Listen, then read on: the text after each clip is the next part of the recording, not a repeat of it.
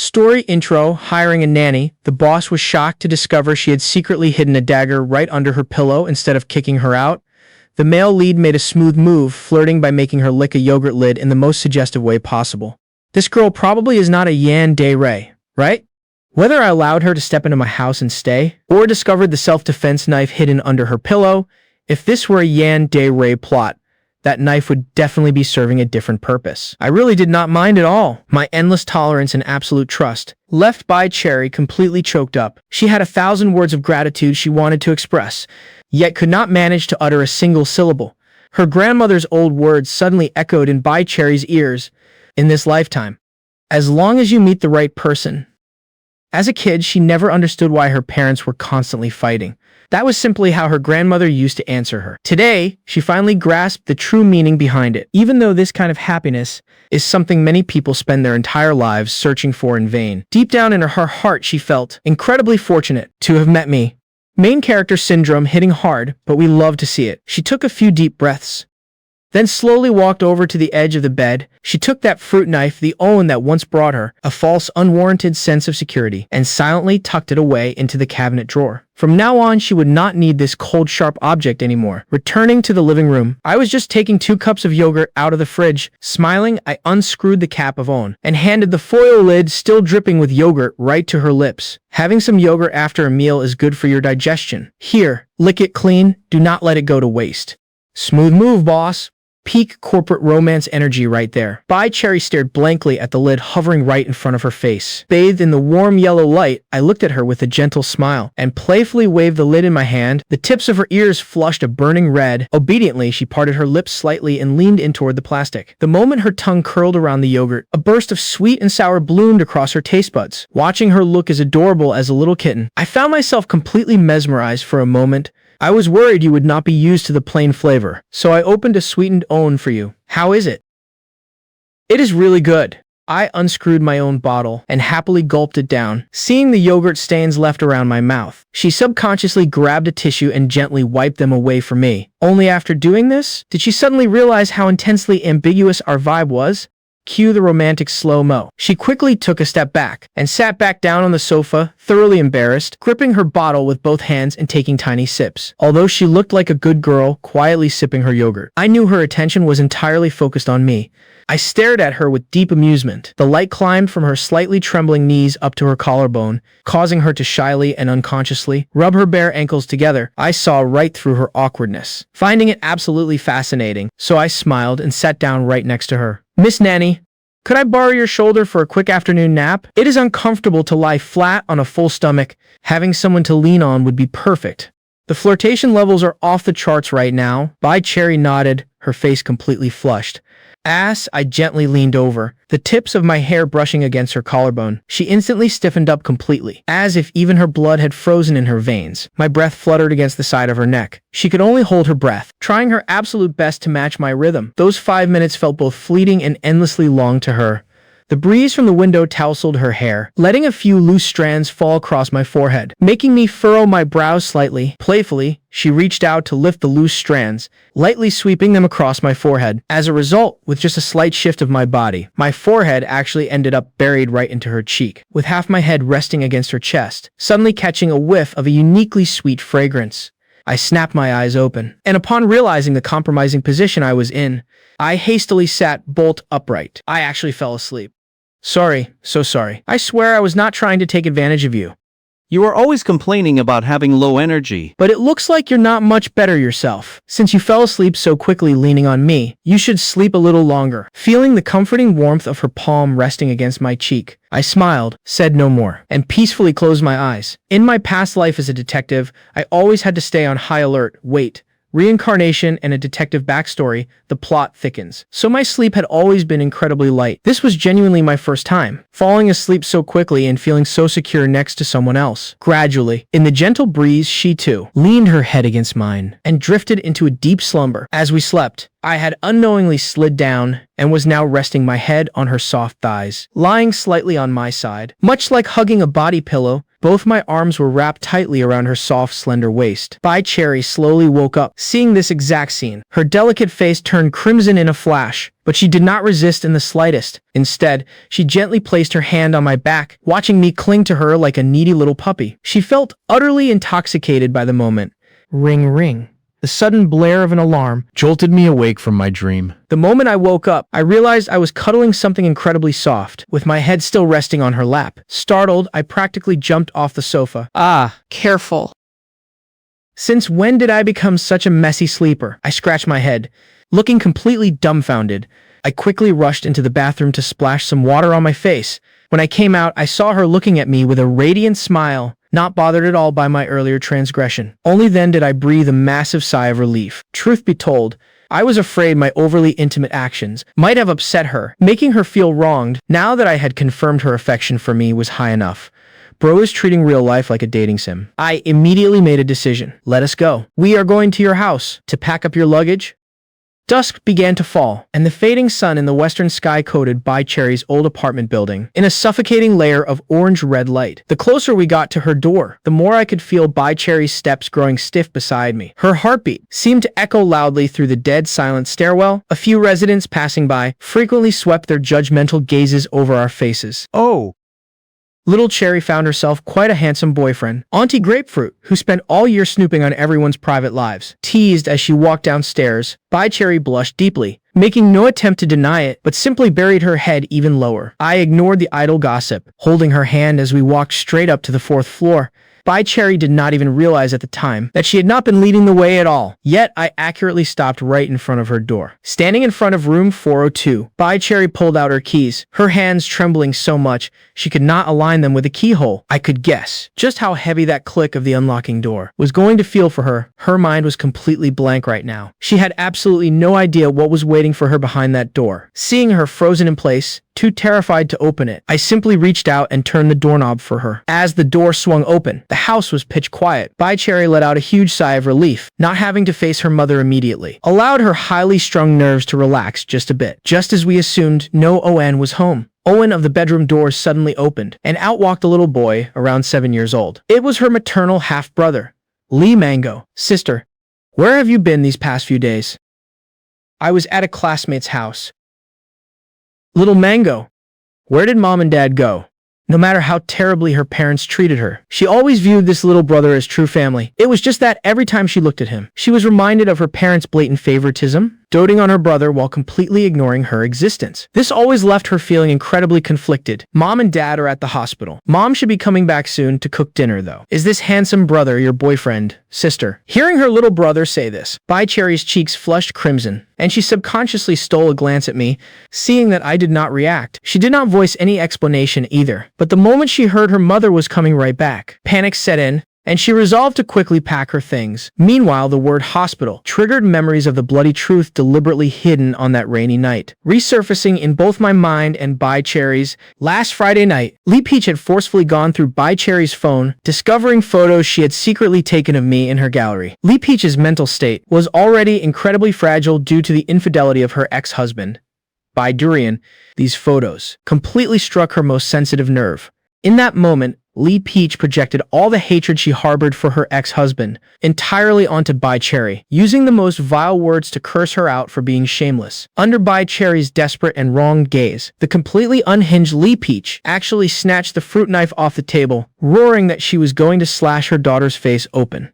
Okay, this family drama escalated from 0 to 100 real quick. Her stepfather, Lai Lemon, desperately rushed forward to grab the knife. During the violent shoving match, the blade turned, and as Lee Peach stumbled, she plunged the knife deep into Lai Lemon's abdomen. The metallic scent of blood was what finally jolted Lee Peach awake, leaving her slumped in a pool of blood, sobbing uncontrollably. Lee Lemon had not recklessly taken the stab wound to protect Bai Cherry, but rather to protect his deeply beloved wife from committing a felony murder.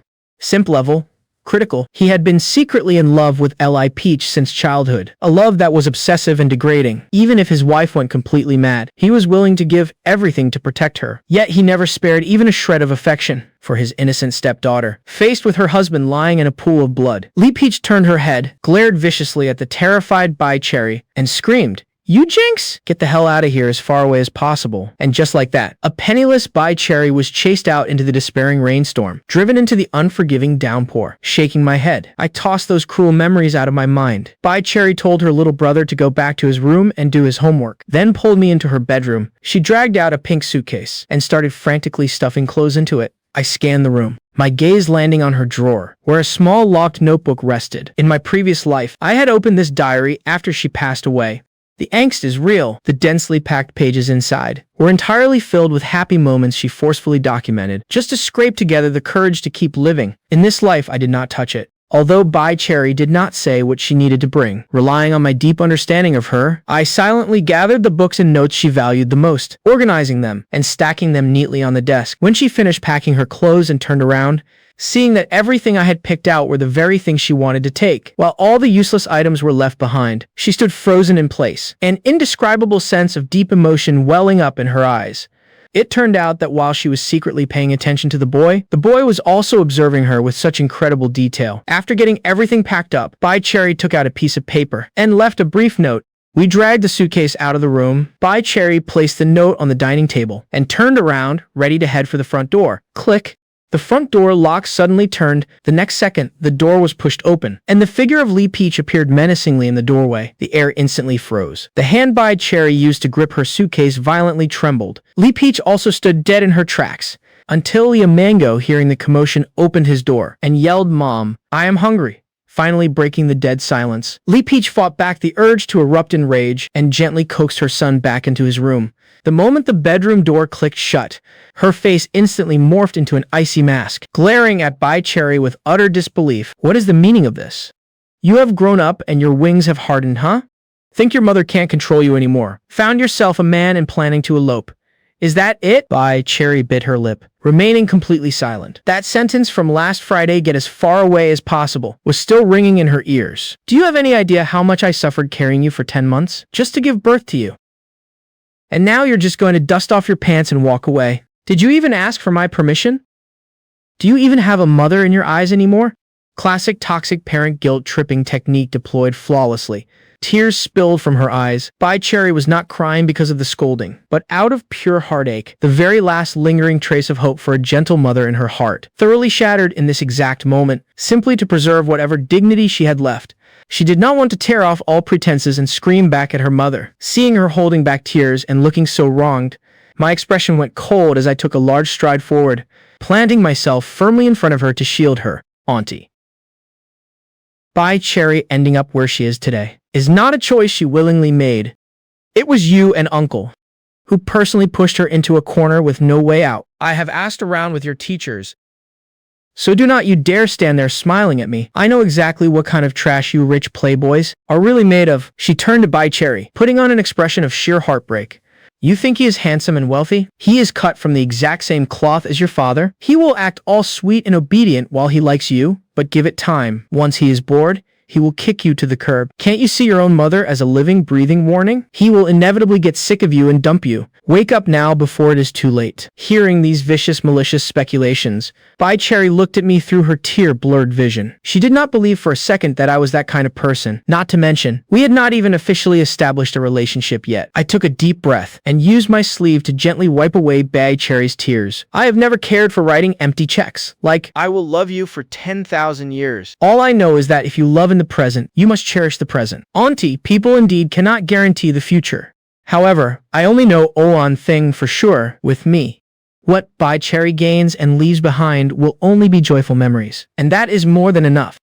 I do not care what kind of sweet words or tricks you use. I'm giving you a stern warning. Stay the hell away from my daughter, and I'm giving you a stern warning. Bai Cherry is a legal adult, and she has a stable job and income. Legally speaking, she has every right to break free from your coercive control. If you are approaching her out of genuine maternal care, I welcome it at any time, but if you only want to keep her as your personal puppet on a string, I'm sorry, but I absolutely will not allow it. Put her in her place. We love a supportive lead." Lee Peach tremblingly picked up a document, her hands shaking uncontrollably as she held the pay stub. It felt as though her entire world had been turned upside down. Seeing the words "monthly salary, 6,000, her pupils rapidly contracted. She suddenly realized that within her daughter's frail and slender body hid such a resolute and unyielding will to rebel. "Fine. so you have some money. Big deal. Do not you dare talk to me about the law. If you dare take her away, I will march the police right up to your door. Even if you call the police, we are entirely in the right. But have you considered the consequences of making such a scene? Little Mango is still young. You would not want your actions to cause him to suffer through rumors and isolation at school, would you? Every word was a lethal strike. What I said completely pierced through Lee Peach's weak spot. She already felt she owed her current husband entirely too much. She absolutely could not let her husband and son be dragged down because of her. Fine, both of you, get out. Remember this, when this rich boy gets bored of playing with you, do not come crying back to beg me. You think you're stepping into a golden cage? It won't be long before you regret this. I bent down and picked up the largest broken porcelain shard, its sharp edge pressing red marks into my palm. You are wrong. I'm not building her a cage. I will cherish her as preciously as a canary, a bit cliché, but perfectly fits the domineering CEO trope we all secretly devour. But I will also teach her how to grow her own wings, so she can fly toward a world that truly belongs to her. My words sent Bai Cherry's emotions into a turbulent swirl. With teardrops still clinging to her eyelashes, she suddenly grabbed my wrist with newfound boldness and followed closely behind me as we walked out the door. You are all a bunch of ungrateful wolves. Go, just go. Watching her mother looking instantly aged and haggard, Bai Cherry's face was covered in tears, but she forced down her reluctance and spoke. Goodbye, Mom. Everything I want to say is in the note on the dining table. She dragged her suitcase and quickly walked out the door. She was afraid that if she lingered even a second longer, she would not be able to harden her heart to leave. So dramatic, but totally valid. Walking down the stairs, the sensor lights at the corner flickered on own by own. Suddenly, a hoarse cry echoed from upstairs. Little Cherry? This cry startled the sparrows on the windowsill into flight. Bai Cherry's entire body violently shook. The wheels of her suitcase jammed against the steps. I could clearly feel her fingertips instantly go stiff, like butterfly wings frozen in ice, accompanied by rushed footsteps. Because Lie Peach was running downstairs too fast, she stumbled and practically threw herself forward. Her forehead even slammed against the wall, oozing traces of blood. Little Cherry, do not go. It is Mom's fault. Mom was wrong. Mom will never yell at you again. Wait. An instant redemption arc. Let us see about that. Hearing the pet name Little Cherry, Bai Cherry instantly lost all control, her tears bursting forth as she threw herself into her mother's embrace. Watching this scene, I was shocked to find that the Lie Peach in front of me was like a completely different person from just a moment ago. Whether it was her expression, her tone, or her movements, I only found out later that because Lie Peach had been traumatized so deeply, she had developed a split personality. Classic web novel trope, maximum angst achieved only on extremely rare occasions. When Bai Cherry showed immense vulnerability, with this third personality, a mother who deeply loved her daughter surface, and the pet name she called out was the signature sign that this true mother had returned. I'm sorry, I still have to go. The days without you, I really can't endure them anymore. Bai Cherry knew that her mother would soon revert back to that violent, abusive persona, so it only strengthened her resolve to escape. The whole reason she wanted to study psychology was because she hoped to cure her mother, to let this mother who truly loved her stay forever. Auntie, if you truly love Bai Cherry, please rest assured and leave her to me. I promise I will never let her suffer even the slightest bit of grievance. Mom is useless.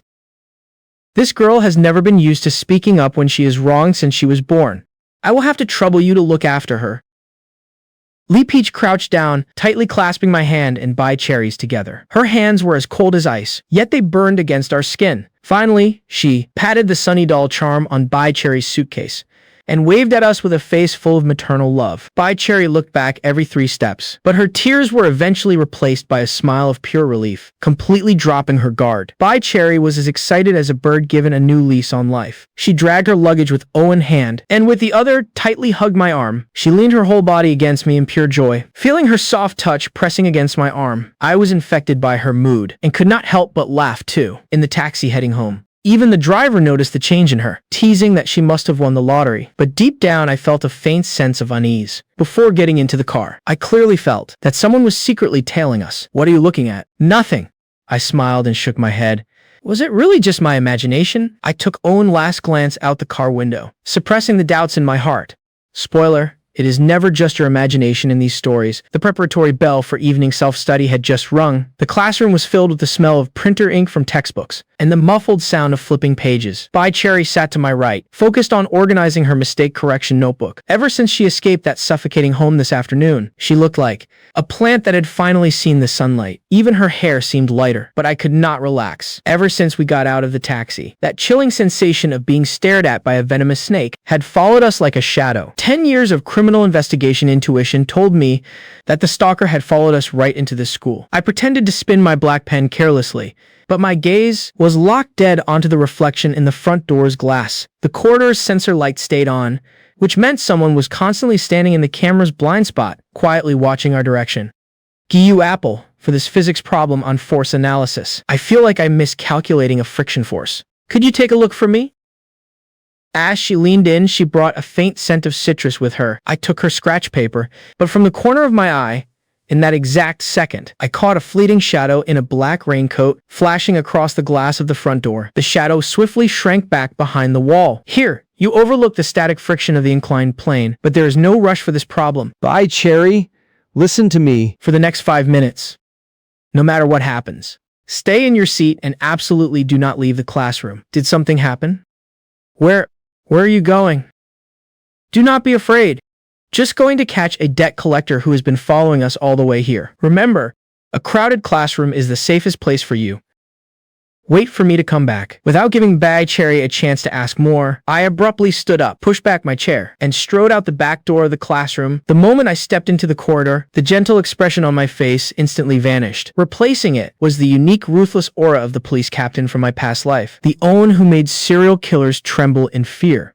Bro is casually shifting into John Wick mode. Absolute coldness. I deliberately stomped my feet heavily, walking toward the end of the hallway, heading for the most remote abandoned lab building. The lighting there was dim, and the security cameras had been broken for ages. If the stalker wanted to make a move, that was the perfect hunting ground. Sure enough, as I walked into the gloomy corridor connecting to the lab building, I heard extremely light footsteps behind me, deliberately suppressing the heels. The sound of rubber soles rubbing against the terrazzo floor was infinitely magnified in the empty corridor. I sneered coldly. The prey took the bait. I forcefully pushed open the wooden door of the old chemistry lab, dodging into the visual blind spot behind the door, and held my breath. 10 seconds later, the door was slowly pushed open by a rough hand, and a faint beam from a flashlight swept inside. Now is the time. Like a cheetah, I lunged from behind the door. My left hand accurately formed a claw. Violently gripping the wrist of the hand holding the flashlight, I applied crushing force to the finger bones and twisted it brutally outward. Accompanied by a muffled groan of pain, the flashlight hit the floor. Without a microsecond of pause, my right hand viciously grabbed the back of his head. Using the momentum of him leaning forward, I drove my knee heavily into his abdomen. This close-quarters grappling was completely fluid and clean. An absolute curb stomp battle. The stalker instantly lost all ability to resist. Convulsing in agony on the floor, I stomped my foot on his chest, pinning him dead to the floorboards. Then I bent down, picked up the flashlight from the ground, and shined the beam directly into his face. When I got a clear look at that face distorted by pain, my pupils violently contracted. Lee Lemon. The man lying on the floor was actually Bai Cherry's stepfather, the same man who, on that stormy night last Friday, in order to protect his insane wife, took a knife to his own abdomen. At this moment, the wound on his abdomen had clearly not fully healed. He was sweating cold bullets from the pain, yet he still used a pair of bloodshot eyes to glare at me with pure venom. And right there, falling out of his raincoat pocket, was a razor-sharp dagger. Auntie is still in the hospital recovering, instead of resting properly by her bed. You're running around with an unhealed knife wound, Dressed like this. stalking me all the way to the school. What exactly are you trying to do? Why do you have to protect her so much? After you left this afternoon, Peach's emotions completely broke down at the hospital. She kept smashing her head against the bed rails. If the doctors had not intervened in time and injected her with sedatives, she would not have survived it. As long as Bai Cherry remains in Star Ocean City for even one day, Peach will never recover. She must completely disappear from Star Ocean City. I want her dead. Looking at Lye Lemon's crazed state, the fragmented suspicious points from my past life frantically piece themselves together at this moment. In my past life on that stormy night, the true culprit who wore a raincoat perfectly avoided all cameras and brutally murdered Bai Cherry in a dead-end alley. Could it be that it was not some random thug at all, but this very stepfather standing before me, who had gone completely unhinged for his wife? Did he also disregard his injuries that night? just like today, and secretly sneak out of the hospital, trailing Bai Cherry to deal the killing blow. I made a prompt decision. No more nonsense. I directly dialed the police, and for attempted murder while trailing with a deadly weapon. I sent Lemon into a squad car, but watching the police sirens fade into the distance, I felt like there was a tightly wound string in my heart that simply could not relax. Early the next morning, I used an excuse to take a half day off, utilizing my father's connections in the city. Under the guise of a family member verifying an injury, I entered the city hospital's security room. Without concrete evidence proving he was the killer, I did not dare jump to any conclusions. After all, during the investigation in my past life, they immediately ruled out his motive first. Plus, he had a rock-solid alibi I had to confirm with my own eyes on that stormy Friday night last week. What exactly was Lemon doing? Sir, please pull up the footage from 8 p.m. to 10 p.m. to 10 p.m. last Friday night for the emergency operating room corridor. The screen flickered and jumped. 8:15 p.m. 00068 15 p.m. 00013 8:15 p.m. A blood-soaked Lemon was wheeled into the operating room. 8:40 p.m. The red light above the operating room stayed on. Several nurses rushed in and out fetching blood bags. 9:20 p.m. Lemon was wheeled out of the operating room, covered in tubes and sent to the ICU. Up until 11 p.m., nobody entered or exited the ICU doors. A severely injured man could not possibly have jumped from the third-floor balcony of the hospital. It felt like my brain had been struck by lightning. My hands and feet instantly went ice cold. The forensic doctor deduced that the time of Bai Cherry's death in my past life was precisely around 10:30 p.m. that very night. An ironclad, unshakable alibi in my past life. On that stormy night, Lemon was lying on an operating table. It was physically impossible for him to be in two places at once to chase down and murder Bai Cherry in an alley. If the killer was not her stepfather, Lemon, then who on earth was it? Plot twist. The author is cooking. Stepping out of the hospital gates, the midday sun glared so brightly, it made me squint. Lemon's perfect alibi felt like a massive boulder crushing my chest. Just who was the killer hidden in the downpour in my past life? This fear of the unknown where the enemy is hidden and I am exposed gave me far more anxiety than facing a demon head-on. I pushed open the door to my house. It was dead quiet inside. A faint scent of body wash floated in the air. I lightened my footsteps and walked into the guest bedroom. Bai Cherry was curled up in the blankets taking an afternoon nap. She was sleeping very restlessly, her long eyelashes trembling slightly, and her hands subconsciously clutching the edge of the blanket. Looking at her peaceful yet fragile sleeping face, the hostility in my heart dissipated by more than half. I walked over, wanting to pull up the thin blanket that had slipped off her. But the exact moment I looked up, the sunlight swept across the guest room window, and my movements violently froze. The afternoon sun slanted against the glass, and right there on the outside of the window was a faint, dusty fingerprint. The hairs all over my body instantly stood on end. I held my breath, immediately turned around, pushed open the door, and circled around to the green belt outside the house. Sure enough, at the edge of the lawn right outside the guest room window, several plants had been trampled flat. A messy string of footprints was stamped into the mud. The footprints pointed straight at the window where Bai Cherry was napping. My heart rate skyrocketed. That person had just been standing right here, even pressing their hand against the glass, separated only by this thin pane of glass. They had been dead set on creeping on the sleeping girl inside. A suffocating sense of crisis drowned me like a tidal wave. To think they actually followed us all the way here. Even though the residential area had security guards, they could not stop an evil spirit dead set on lurking in the shadows. I absolutely could not sit around waiting for death. That afternoon, I went straight to the electronics market and bought 3 huge boxes of top-tier equipment, high-definition infrared night vision cameras, and windowsill vibration sensor alarms. I personally hauled a stepladder, going in and out of the living room and around the house, drilling holes in running wires. The noise woke Bai Cherry up. Wearing oversized loungewear, she rubbed her sleepy eyes and walked out of the room. "What are you doing? Why did you buy so many cameras?" "I am a bit paranoid. The first floor is convenient, but it is always good to install a few extra anti-theft measures. Hold the ladder for me. Are you worried it is unsafe for me to be home alone?" Hemph. You know the answer. Why ask? While installing a camera in the corner of the living room ceiling, I needed a higher pivot point. Bai Cherry stood on her tiptoes, trying her best to hand me the connecting wire. Because she stretched so much, she exposed her delicate collarbone and a patch of snow-white skin. Looking down from above, the sunlight inadvertently swept over her, and my throat instantly felt a little dry. Right, hold me steady. I am coming down now. As I climbed down the ladder, I inadvertently took another glance. Noticing my gaze, Bai Cherry's face flushed crimson instantly. She let out a startled gasp and let go of the ladder. Losing my balance, I fell straight backward. Bai Cherry quickly spread her arms to catch me. I used the momentum to tilt, shifting half my body weight onto her, directly pulling her into my arms. He totally fell on purpose, did not he, smooth operator? Careful. Did you sprain your ankle? My ankle's fine, but I got a good scare just now. Now my legs feel a bit weak. Miss Nanny, you failed your duty to protect the king. You have to take responsibility for this. Who told you to be such a scoundrel? Although that is what she said. Her slender little hands hesitated for a moment, before finally gently wrapping around my waist, hugging me back. The warmth and sweet fragrance in my arms finally soothed the anxious, tightly wound nerves I had been dealing with all day. After dinner, I sat on the sofa, adjusting the split-screen feeds from the monitors on my computer. Bai Cherry washed a plate of fresh strawberries, sat obediently beside me, and used a toothpick to pick up the largest one, offering it right to my lips. I turned my head to look at the screen. The lawn outside the window, the blind spots around the house, every single possible point of entry. They were all covered perfectly by high-definition cameras with 0 blind spots. As long as that ghostly figure who left those footprints dared to show their face again, I would absolutely make sure they had no wings to escape. Bai Cherry, from now on when you're at home. Unless it is me opening the door with my keys. No matter who knocks, do not answer. Remember, anyone at all, I will remember. The afternoon sun baked the asphalt road, making it slightly hot. Bai Cherry walked beside me with her backpack on. Her ponytail bobbed playfully with every step she took, ever since she moved into my apartment and escaped that suffocating house. Even her footsteps had become noticeably lighter.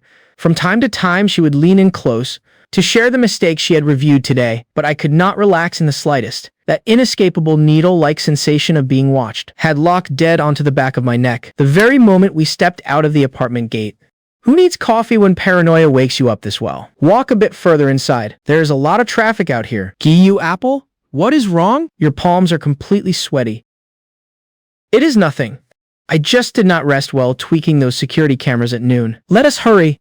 The first period this afternoon is the homeroom teachers. We will get yelled at if we are late. On the surface, I acted completely unfazed, but from the corner of my eye, I rapidly scanned the storefronts and green belts along the street. No Owen in the blind spots. Yet that sticky, repulsive feeling of being stared at by a venomous snake was absolutely unmistakable. Just as we entered the school gates, Jang Banana's signature obnoxious shouting rang out from the shadows of the teaching building. He jogged all the way over, rushing right up to my face, flushed red and rambling in pure excitement. Goo Apple. Holy crap, you are a literal god. That tip you gave about the wanted fugitive actually turned out to be real. The police station is completely going nuts right now. They said that bastard is the ruthless psycho who fled across 3 provinces and has several lives on his hands. Did they catch him? At the mention of this, Jang Banana's previously excited face instantly fell halfway. That place is seriously cursed. The cops completely locked down that whole section of the old town, 3 layers deep, sealed so tight not a drop of water could leak through. We could not even get close. But somehow that guy evaporated, like he vanished off the face of the earth. I heard his anti-reconnaissance skills are insanely good. Just minutes before the perimeter tightened, he actually jumped into a filthy sewer and escaped through the drainage system. My heart dropped. Jang Banana's words were like a freezing cold scalpel, instantly slicing open any delusions of luck I still harbored. The killer from that serial murder case in my past life, even though he had no direct connection to Bad Cherry's death, was an utterly ruthless, extremely cunning psycho. If he managed to slip through a heavy police blockade, it meant he was now lurking in the shadows of this very city, like a cornered, terrified beast. I immediately thought of the faint, dusty handprint on the glass outside the guest bedroom this noon, along with that messy string of footprints on the lawn. Since the true culprit from the rainy night in my past life had not surfaced yet, could the person who crept up to my window at noon actually be this desperate, cornered murderer? Was it possible that while evading the manhunt, he randomly picked my place, a house that looked like it belonged to someone rich, as a hideout, or perhaps to retaliate against the whistleblower? He was secretly investigating and scoping the place out. Ah, yes, the classic let us hide in the protagonist's house maneuver. Jang Banana, you listen to me very carefully. For the foreseeable future, unless you're at school or the hospital, do not go anywhere else. What is wrong, old goo? I just got the reward money. I was planning to treat you to some skewers. Why are you making that face? That wanted man is not just a murderer. He is a lunatic with zero bottom line. You provided the tip and took the money. If he catches even a whiff of it and finds out you were the own who called the cops, the very first people he will come after are you and your mom. No, it can't be that bad, right? I'm considered a local around here too. The blood on his hands is more than all the blood you have ever seen in your life. Cut the crap. After school, go straight to the hospital and stay there. Tell Auntie to lock the ward door tight. Even if the King of Heaven calls, do not step outside. Do you understand? Protective alpha male mode on. You understood. Old goo, do not scare me like that. I do not care about my own worthless life, but my mom can't handle any more shocks. After sending Jang Banana away, I stood in the shadows of the corridor, watching Bai Cherry quietly reading in the classroom. A chilling dread washed over my back. With Lai Lemon cleared of suspicion, the real killer from that rainy night was still hiding in the dark, and now there was an escaped serial killer added to the mix. Two completely unknown murderous intents intertwining, closing in on us from all sides. I touched the phone in my pocket, where my home surveillance app was silently running. Whoever those footprints outside the window belonged to, well, as long as you dare to show up. The moment my defense system is triggered, I will make you pay the ultimate price. After evening self-study ended, Bai Cherry and I walked home side by side. Although the night breeze was slightly chilly, she seemed to really enjoy the sense of security of having someone by her side. She chattered away the whole trip, sharing funny stories about our classmates. Once we got home, Bai Cherry voluntarily tied on an apron and ducked into the kitchen. Before long, 2 steaming bowls of tomato and egg noodles, along with a few small side dishes, were served on the table. Giyu apple, quickly, have a taste. I added the fried eggs you like today. I specifically fried the edges to be a little crispy. The way to a detective's heart is through perfectly crisped eggs. Even if it were poison made by you, I would still eat every last drop. You are talking nonsense again. Eat up. The noodles are going to get soggy. The warm yellow light of the dining room cast a gentle fuzzy glow over her slightly flushed side profile. I took huge bites of the noodles, savoring this stolen moment of peace. After dinner, Bai Cherry went to the bathroom to shower. With the sound of splashing water in the background, I leaned back on the sofa, unlocked my phone, and pulled up the feeds from the courtyard surveillance system I had just set up today. On the screen of the surveillance system, the infrared night vision illuminated the green belt around the house with crystal clarity. I casually scrubbed through the playback from earlier this evening. The evening playback. Suddenly, my gaze froze. A little past 6 p.m. before we even arrived home. The playback clearly showed that an unfamiliar man wearing a baseball cap was lurking in the green belt outside our yard. He paced back and forth for a full dozen minutes. He even craned his neck to peer into the window several times. He just kept looking inside again and again, repeatedly trying to see what was in the house. This guy was definitely up to no good. I immediately zoomed in on the footage, trying to carefully make out his facial features. This guy had a rather chubby build, with a noticeable gut, a very distinctive thick-set frame, and his eyes were drooping at the corners. My mind flashed to the database, rapidly pulling up the info, cross-referencing the facial structure. Target match, Wang Plum. The bounty photo of the fugitive released by the police. Scanning the features, it is not him. Suspect name, Wang Plum. That fugitive was a gaunt man with extremely high cheekbones. It was not that escaped killer. So where did this new rat scurry out from? Could it be that the true killer hidden in the shadows from my past life was casing the joint? This feeling of the enemy being hidden while I was exposed pissed me off to no end. A serial killer on the run. The unknown murderer from the rainy night in my past life, and now a total stranger loitering around in broad daylight. I felt like I had been tossed right into the dead center of a massive, dark vortex. The clock struck 10 a.m. The entire residential complex plunged into a deathly silence. I lay on the bed in the master bedroom. Even though my eyes were closed, my nerves were still holding on to that taut, hypervigilant state from my days as a detective in my past life. Suddenly, a faint, crisp click echoed from outside the house, followed closely by a set of extremely light footsteps, deliberately keeping the heels off the ground, slowly approaching the floor-to-ceiling windows of the living room. My eyes snapped open instantly, like an awakened cheetah. I silently rolled out of bed. I stepped barefoot onto the floor, without making a single sound, pressing myself flat against the wall. I inched my way into the shadowed blind spot by the living room window. Relying on the faint moonlight, I peered through a gap in the curtains and vaguely made out a thin, frail silhouette, sneaking around and pressing right against the exterior wall of my house. The shadow's hands seemed to be fumbling for something on the windowsill, even attempting to give the window a gentle push. Joke's on you, buddy. I just installed a military-grade setup today. Every muscle in my body was coiled to its absolute limit. If he made even a single suspicious move, I would immediately charge out and cripple him. But I forced myself to hold back so as not to alert the snake in the grass. I wanted to see exactly what he was trying to do. And if he had any accomplices, time ticked by, second by second. The shadow lingered outside the window for about 2 or 3 minutes, perhaps realizing the window was locked dead from the inside, or perhaps sensing some kind of unseen danger. He suddenly stopped what he was doing. He turned around and quickly vanished deep into the green belt of the complex. My instinct was to rip the door open and chase him down, but just as my hand brushed the doorknob, my movements came to a screeching halt. I looked back at the tightly shut door of the guest bedroom. Bai Cherry was still sound asleep inside. Compared to catching this rat, Bai Cherry's absolute safety had to be my number one priority. I suppressed the killing intent boiling in my chest, turned around, walked over to the coffee table, and quickly booted up the surveillance laptop and pulled the infrared playback for that specific angle, rewinding to the exact timestamp, bringing up the footage of his exact position. The video started to scrub backward. The dark silhouette appeared on the screen. This top-tier security system had incredibly high resolution. It captured even the subtle creases on the guy's clothes with perfect clarity. I stared intensely at the monitor, dragging the progress bar right to the exact moment the shadow turned to leave.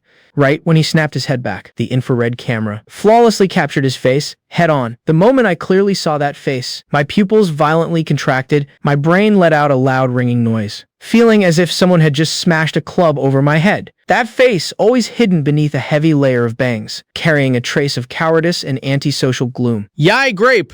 How could it be him? This guy was the most notorious punching bag in our class. The kid who constantly got bullied by the local thugs. Why would he be acting like a ghost, lurking outside my window in the dead of night? Plot twist. The quiet kid is always the sketchiest. The eerie blue light from the monitor cast shadows on my face. I did not turn on the lights, just sat alone on the sofa in the pitch black. My fingertips mindlessly tapped against my knee. My brain was acting like a high-speed computer, frantically untangling this seemingly disconnected mess. The strange chubby guy from this afternoon. Yai grape tonight. And on the glass of the guest bedroom window, that faint, dusty handprint. What kind of connection was hidden between these three things? If the chubby guy from this afternoon left that handprint, why did he just wander around the bushes without making any further moves? Who sent him? I took a deep breath, temporarily shelving the clues about the chubby guy, my gaze locked dead onto the screen, staring at Yi Grape's frozen face, compared to that unknown fat guy. Yi Grape's appearance made my skin crawl even more. A kid known for being antisocial at school, who just took whatever abuse was thrown at him. A punching bag who did not even dare fight back when thugs extorted him. Why would he Display such seasoned infiltration skills at 1000 a.m., appearing outside my window like a phantom? Once a detective's intuition is triggered, all those neglected details from my past life come flooding into my mind like a tidal wave. I remembered that torrential rainy night from my previous life. That night, Yai Grape was also near the crime scene. He was being cornered and beaten by those thugs in a dead-end alley, and by Cherry, precisely because she saw that exact scene when leaving the convenience store, ended up walking down that fatal alleyway. In my past life, I always assumed Yai Grape was just an unlucky victim who happened to be at the wrong place. But now this so-called victim had sneakily crept up to my window in the middle of the night. Could it be that the killer who snatched Bai Cherry's fruit knife in the downpour and brutally murdered her was actually Yi Grape? The pieces are falling together. The moment this thought popped up, my razor-sharp criminal investigation logic immediately started reconstructing the scenario. I closed my eyes, desperately recalling the aftermath of Bai Cherry's death in my previous life. The entire school was in shock. The police came to school every single day to take statements. Every student was on edge and panicking. But what about Yi Grape? Yai Grape in my past life, during the days following Bai Cherry's death, still sat in his corner acting like he was completely invisible. He never displayed any panic, fear, or even the slightest abnormal emotional fluctuation. His calmness was practically a stagnant pool of dead water. No! I understood criminal psychology far too well, faced with overwhelming police presence and investigations. It is impossible for a normal person to remain completely flawless. Behind that fabricated facade of calmness required an absolutely terrifying level of psychological fortitude and bottomless cunning. How could a teenager who trembles just from being yelled at by street thugs possibly possess this kind of psychological fortitude that rivals a psychopathic serial killer? If he truly was that scheming, then his usual cowardly and submissive demeanor at school was completely an act. He was like a venomous snake in sheep's clothing, silently lurking beside everyone, coldly observing it all from the sidelines. The wall clock ticked away second by second. A wave of delayed terror hit me. If Ye Grape really was that cold-blooded butcher in my previous life, did his appearance here tonight mean that in this life he had already locked onto me and Bai Cherry as his next prey prematurely? Playing the ghost, are we? Whether you're a man or a monster hiding beneath that mask, I will rip it right off you. I stood up, walked over to the guest bedroom door, and gently checked it. The deadbolt was perfectly secure. Listening to Bai Cherry's steady breathing from behind the door, I secretly clenched my fists. This ticking time bomb was sitting right there in my classroom. I absolutely could not just leave it alone. I made my decision. When I go to school tomorrow, I must find Ye Grape, tear apart his harmless disguise, and thoroughly investigate the truth behind that rainy night and tonight's visit. The early morning sun filtered through the screen door on the balcony, scattering a warm patch of shattered gold across the wooden floor. I pushed open my bedroom door. From the kitchen came the sizzling sound of frying bacon, accompanied by the rich, weedy aroma of toasted bread. Bai Cherry, wearing a pure white pullover hoodie, was busy standing on her tiptoes at the kitchen counter. The golden morning light outlined her delicate, gentle silhouette. This scene was so beautiful. It almost made me forget the heart-stopping thrills of last night. Nothing like some domestic bliss to cure a murder mystery hangover. You are awake. Hurry up and wash your face. The sandwiches will be ready in a second. I made sure to add extra cheese for you today. So domestic and virtuous.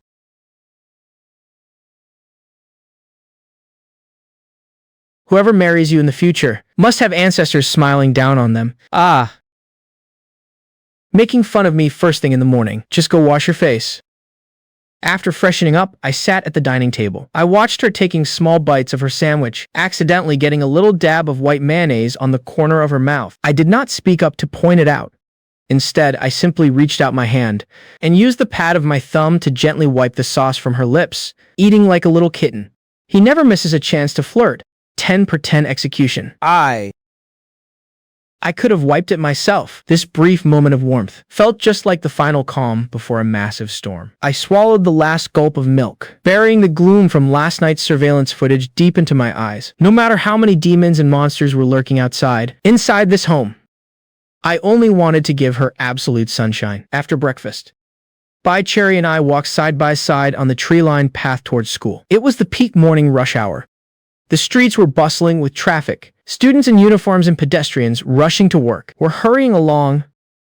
But just as we were crossing an intersection at a red light, that familiar nauseating sensation, like a venomous snake flicking its tongue at you, once again bit dead onto the back of my neck. My muscles instantly tensed up. Every muscle in my body instantly tensed up. The feeling was far too clear. Hidden right within the crowds of people rushing by around us, there was a pair of extremely cold, sinister eyes, staring dead at the backs of me and Bai Cherry. Bai Cherry, your backpack strap seems a little loose. Let me tighten it for you. Using the motion of adjusting her backpack as a cover, my gaze swept like a radar, rapidly scanning the reflection in the newsstand's mirror at the street corner.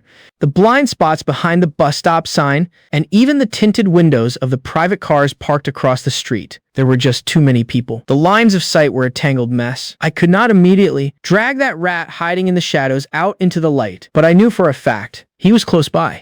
Thanks, Goo Apple. It is much more comfortable to carry now. Let us go. Class is about to start. Carrying that inescapable sensation of being watched all the way. We finally stepped into the classroom, which was already deafening with the sound of morning reading. I let Bai Cherry return to her seat first, while I stood by the back door of the classroom. My gaze, sharp as a blade, immediately locked onto the very last row of the classroom. That own seat that was perpetually shrunk into the shadows. My heart violently sank. The seat was empty. The desk was completely spotless, without even a single book on it. Well, that is definitely not a good sign. Old Goo, watcha looking at. You mean Ye Grape, that quiet weirdo? He did not come today. I heard he called the homeroom teacher first thing in the morning to take a sick day. Said he was running a high fever and could not get out of bed. Jang Banana's casual, offhand remark set off a tidal wave of panic in my mind. You were saying he took the day off and is not here. Yeah.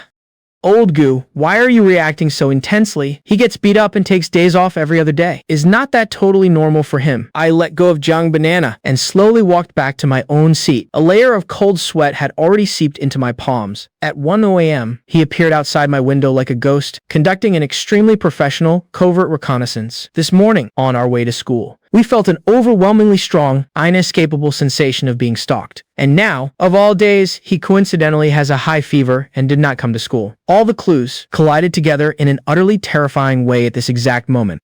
This guy's inner monologue is as dramatic as a daily soap opera. If he did not come to school, then where is he right now? The answer was practically screaming at me. The person who was staring dead at us on the road this morning, the own currently lurking in the shadows, stalking us like a venomous snake, was own 100% Yi Grape, the unknown true killer from my past life. The own who snatched Bai Cherry's self-defense fruit knife on that stormy night, combined with the creep who sneaked up to my window last night, and the perverted stalker tailing us this morning. Within my deduction, they finally gradually overlapped into a face obscured by heavy bangs. A pale, cowardly face. Yi Grape! Just what kind of dark secret are you hiding? The moment the school dismissal bell rang, I took Bai Cherry and headed straight to the address listed for Yi Grape in the class directory. It was a very ordinary residential complex, although it showed its age. The environment was still relatively tidy. Arriving at the 3rd floor, I knocked on the security door, but received absolutely no response. Just as I was feeling confused, the auntie from the apartment opposite walked out carrying a trash bag. Stop knocking. Looking for the Yi family, they packed up their bags and moved out first thing this morning, before the sun was even up. Said their relatives in the countryside had an emergency, and they even canceled their lease. Moving out at 5 a.m.? Yeah, that is not suspicious at all, auntie. Are you saying they moved out before dawn? Yeah, around 5 something. The moving trucks made a huge racket. I was even complaining about the noise. Boom. The auntie's words felt like a basin of ice water, dumped squarely over my head. Moved out before dawn. Then who on earth did Bai Cherry and I feel watching us on the way to school this morning? That intensely strong, inescapable, chilling sensation of being stalked. Who was it? My brain went into overdrive. A layer of cold sweat instantly broke out on my back. If the person tailing us this morning was not Yi Grape at all, that meant, apart from Yi Grape creeping outside my window last night, there was another pair of eyes in broad daylight, staring dead at us. Was it that unfamiliar chubby guy from yesterday afternoon? Was it that escaped serial killer? Or was it the true murderer from the rainy night in my past life? Bro is collecting stalkers like they are Pokemon. I suppressed the shock and unease in my heart, grabbed Bai Cherry's hand, and decided to take her home first. We needed to think this through carefully, but when we arrived at my front door, we found an uninvited guest standing in the corridor. It was a middle-aged man wearing a bespoke tailored suit, his hair combed back immaculately without a single strand out of place. His brows were locked in a deep frown, pacing back and forth with a livid expression. His entire being exuded the overbearing authority of someone in power, along with deeply suppressed rage. The moment she clearly saw the man's face, Bai Cherry stiffened completely beside me, subconsciously gripping my hand tightly.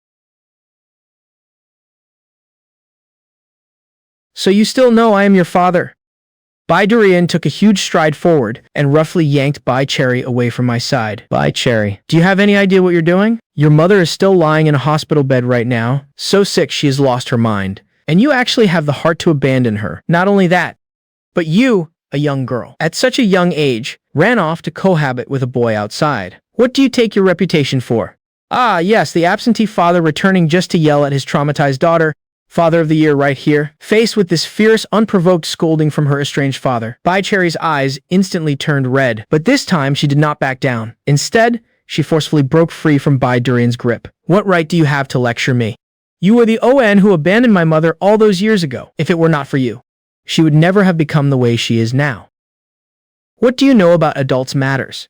Every month, have I ever shorted you on child support? Now your mom is sick and you just run away. Pack your things. You are coming back to the Bai family with me immediately. I absolutely will not allow my daughter to be so shameless and lacking in decency out in the world.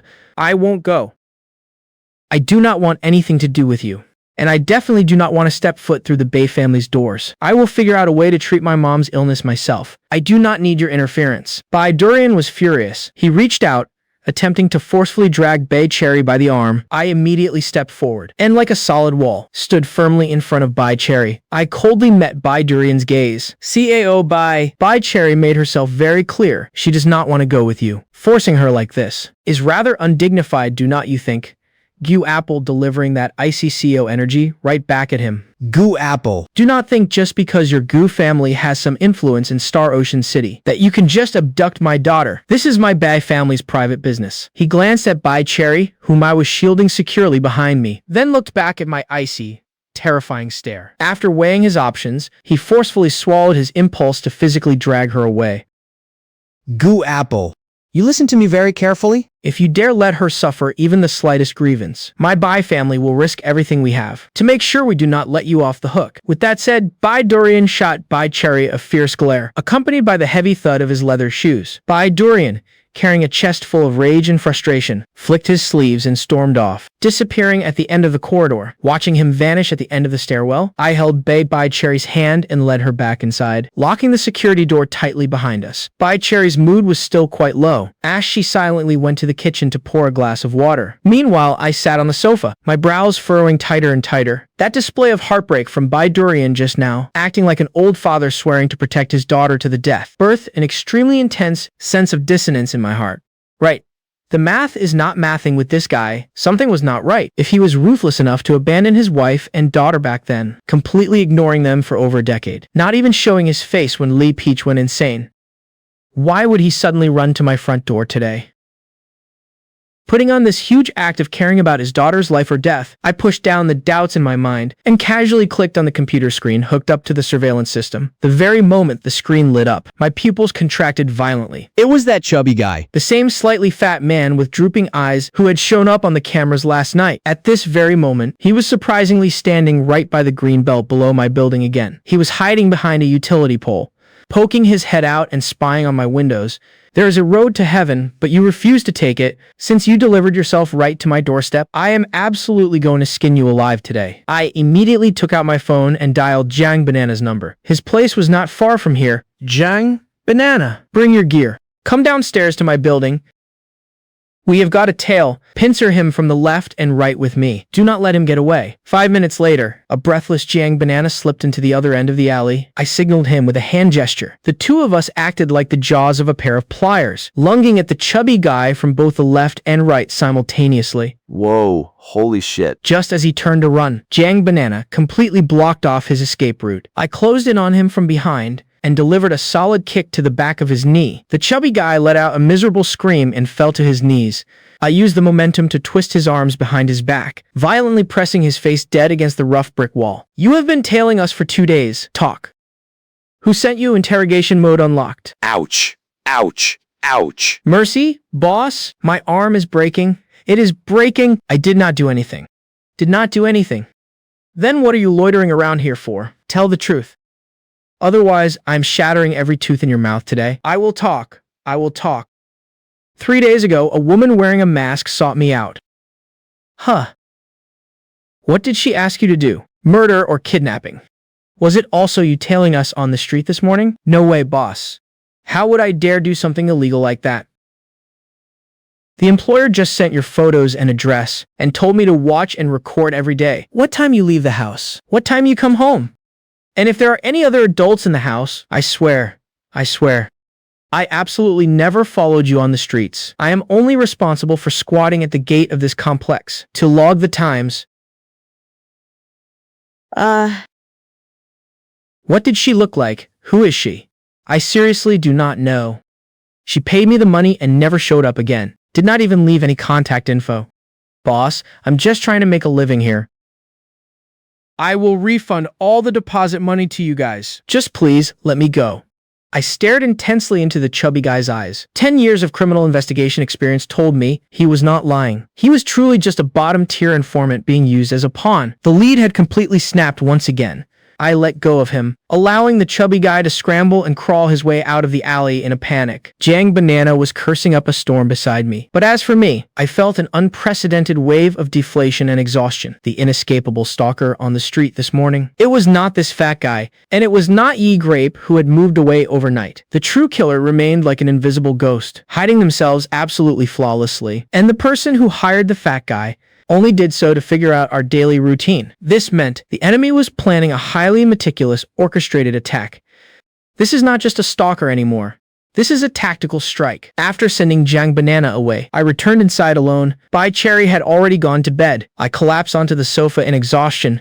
Massaging my aching forehead, I looked up at the surveillance split screen on the wall.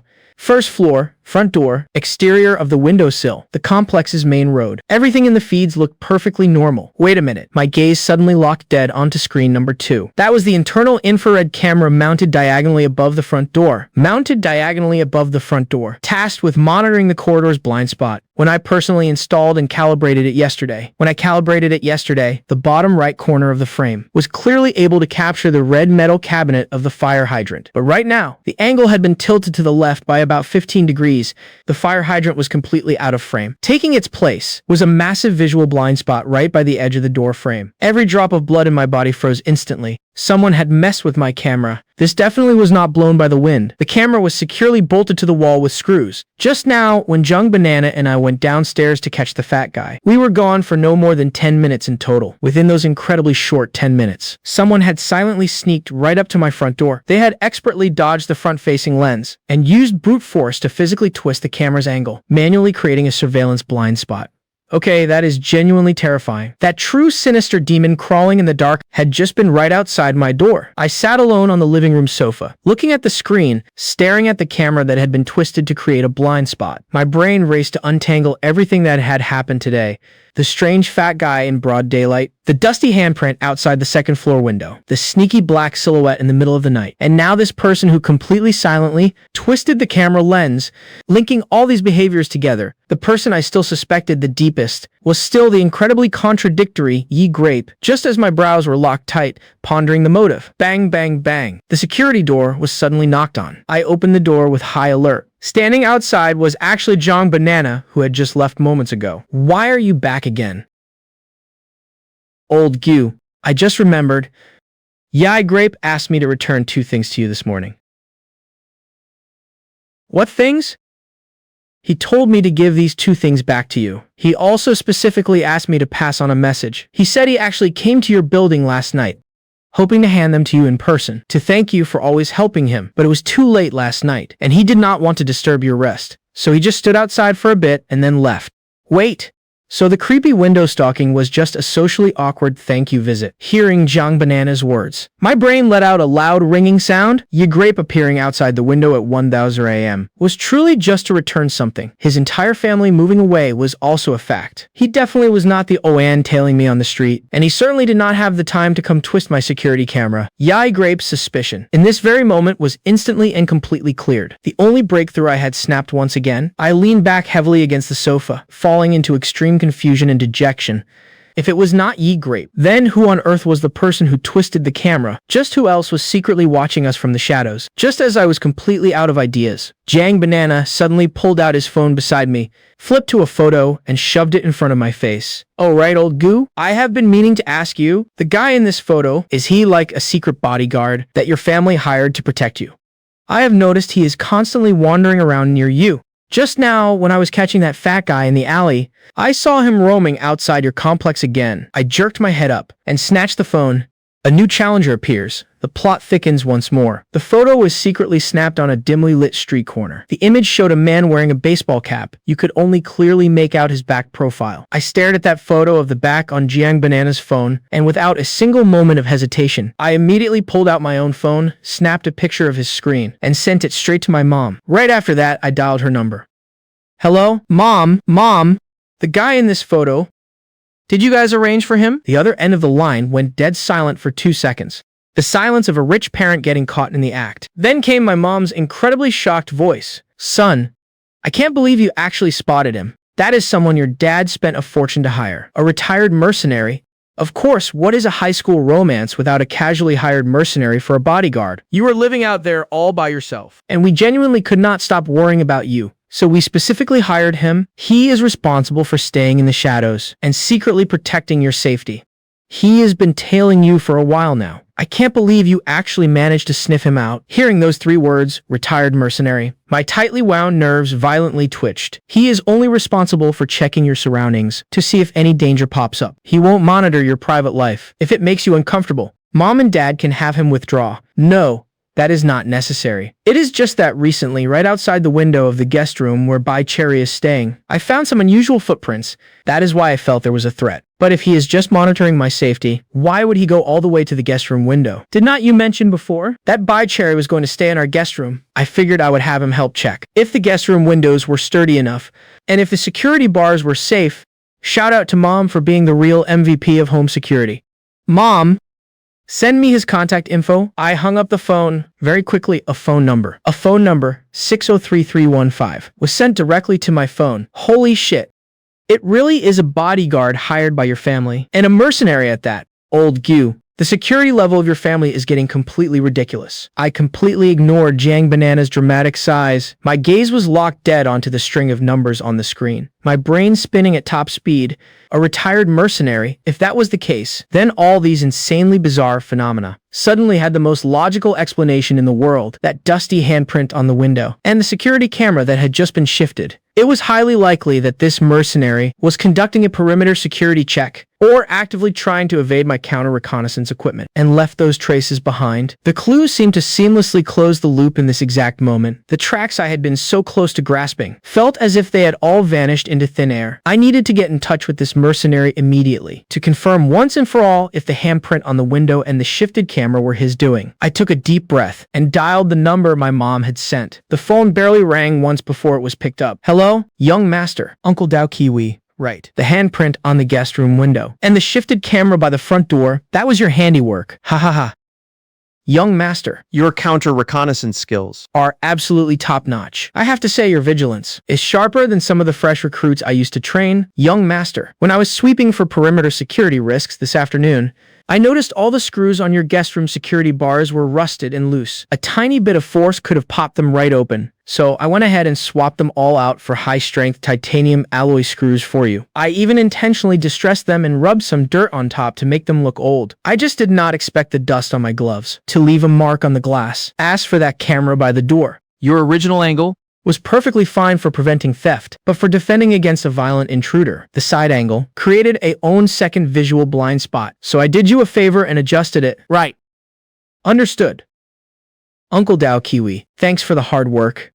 After hanging up, I tiptoed quietly into the guest room. Bai Cherry was sleeping soundly, her breathing slow and even. I walked over to the window. Using the faint light from outside, I carefully inspected the edges of the security bars. Sure enough, those screws that looked completely eaten by rust had all been replaced with an incredibly tough new material. The surface camouflage was just executed flawlessly. I let out a long, heavy sigh of relief. There was no perverted stalker. There was no professional hitman. All of these utterly terrifying ghost-like occurrences were just my own family's top-tier bodyguard, eliminating security hazards. But the very moment that final string of tension snapped, what immediately followed was an overwhelming, suffocating wave of sheer exhaustion and profound disorientation. I collapsed back onto the living room sofa, staring at the empty room. The fat guy was just a pawn paid to watch. The trail went cold. Yayi Grape moved away. His suspicion was thoroughly washed clean. Lee Lemon had a flawless alibi. The fugitive serial killer had absolutely nothing to do with the murder from my past life. Every single lead was dead. The true killer from my previous life, the own who ruthlessly snatched Bai Cherry's fruit knife in the downpour and stabbed her to death, remained a ghost without even a faint silhouette, perfectly hidden within a vast sea of people. This powerless feeling of punching a wall of cotton, combined with the extreme high-pressure anxiety of the last 2 days, and the freezing chill from getting caught in the rain last night, finally,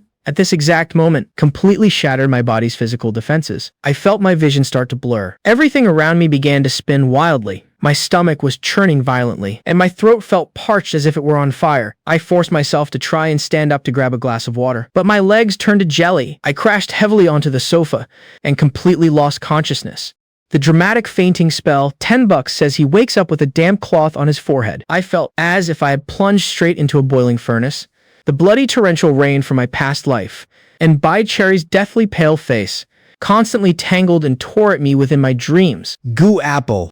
Giyu Apple, wake up. In my daze, a soft, frantic voice continuously echoed in my ears. An icy, comforting sensation suddenly pressed against my forehead, barely suppressing the wild flames burning inside me. I struggled to peel open my heavy eyelids. Once my vision focused, the first thing I saw was Bai Cherry's small face, covered in worry, and looking somewhat pale herself. Goo apple. You are finally awake. You scared me to death. How did you catch such a high fever? I opened my mouth, but found my throat was so raspy I could not produce a single sound. I tried to sit up, only to realize I was lying in the bed in the master bedroom, covered in a thick quilt, with an ice-cold towel resting on my forehead. I'm fine.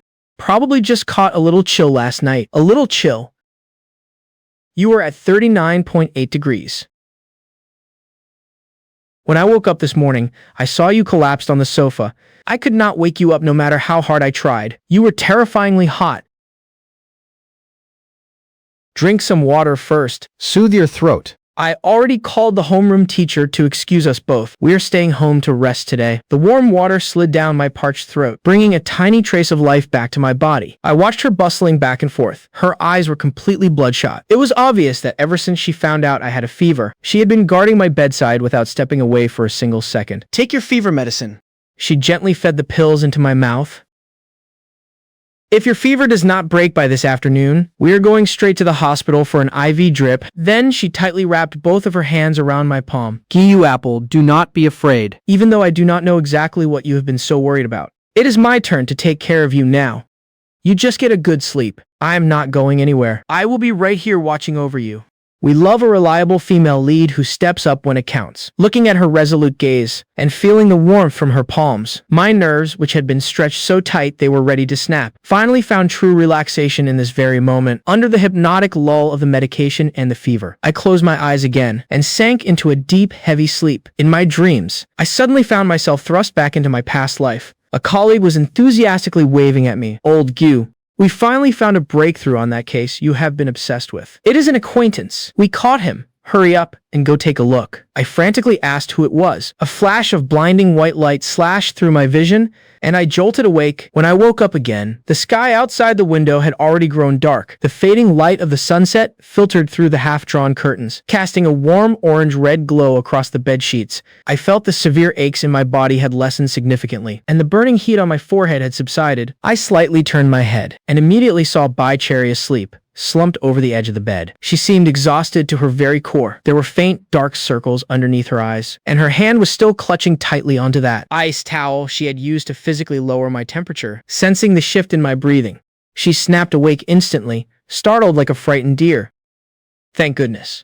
Your fever finally broke. Goo apple. Are you hungry? I have kept some plain white rice porridge warm on the stove. I will go get it for you. Do not fuss over it.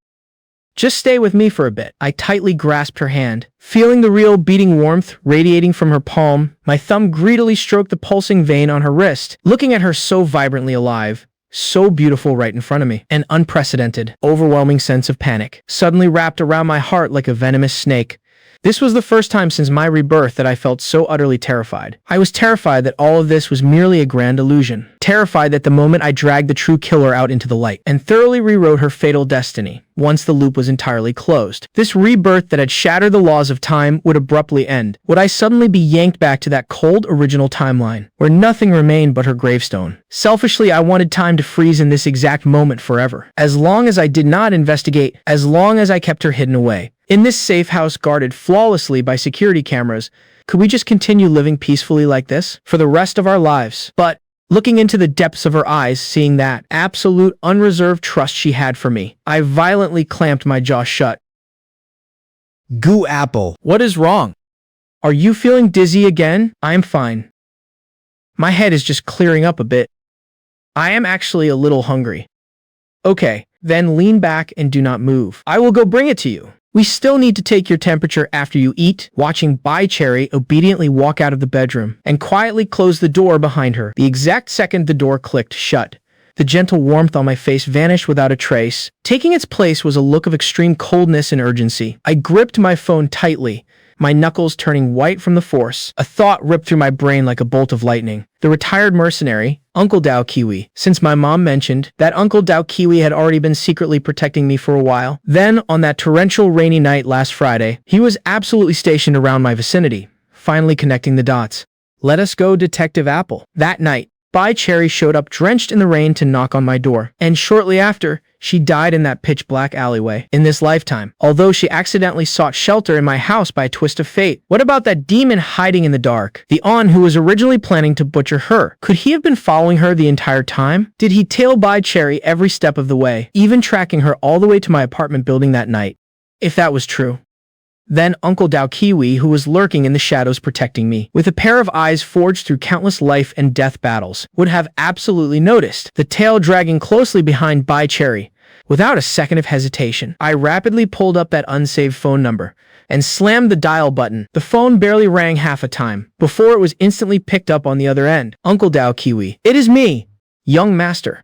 Feeling any better? What are your orders? Uncle Dao Kiwi. Last Friday night during the rainstorm, around 9:30 p.m., a girl completely soaked through came knocking on my door. You must have been holding the perimeter around my apartment at that time. Right. That is right. I was on the roof of the building directly opposite yours, clearing visual blind spots. That girl coming to knock on your door, I saw it. Then, did you happen to notice at the time if there was anyone suspicious following behind her? In other words, did someone tail her the entire way up to the vicinity of my house, maybe even staring at her from the shadows? After forcing out those words, I felt as if all the oxygen in the room had frozen solid. A brief silence washed over the receiver. Only the faint hum of static assaulted my eardrums. The static on the line lasted for a mere 2 seconds. Then Uncle Dao Kiwi's deep voice finally came through. Boom! My heart felt like it had been smashed by a sledgehammer. Every drop of blood in my body boiled over in an instant. The rain was too heavy that night. The person was wearing a long black raincoat and had a mask on. They trailed the girl the whole way, keeping a distance of about 50 meters, neither too far nor too close. It was not until they saw the girl enter your apartment building that the figure stood under the street lamp across the street for about 2 or 3 minutes. Then they turned around and left. From that point on, that person has never shown up again. In my previous life, Bai Cherry did not step through my door. Therefore, that demon found the perfect opportunity to strike in the alleyway. But in this life, because Bai Cherry sought shelter inside my home, she completely escaped the killer's hunting grounds. Consequently, he could only stand helplessly in the pouring rain, watching his prey slip away, and was forced to abandon the kill. The butterfly effect just saved her life. Uncle Dao Kiwi. Did you get a clear look at their face back then? Is there any way to find out exactly who this person is? The rain was coming down far too hard, and the street lamps were dim. That person bundled themselves up completely airtight. I genuinely could not make out a face. However, even though I did not pursue them that night, I clearly remember that when they left, I saw exactly which alley they turned into. Young master, as long as they walked that path, they absolutely left a trail behind. I hung up the phone. I took a deep breath, completely suppressing the murderous rage surging in the depths of my eyes. Right at that moment, the bedroom door was gently pushed open. Giyu Apple, the porridge is ready.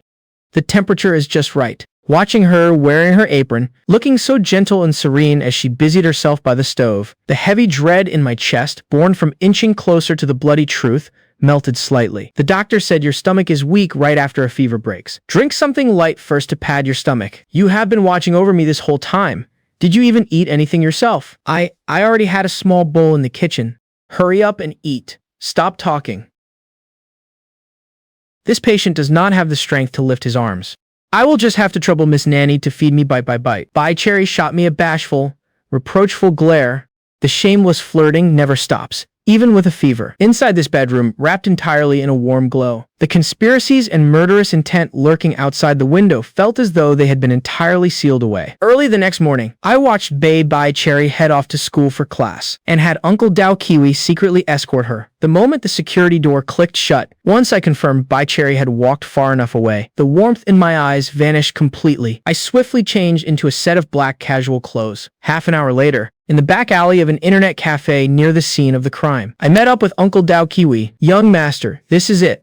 Last Friday night, all the private security footage from that entire area. I spent the whole night copying every last bit of it.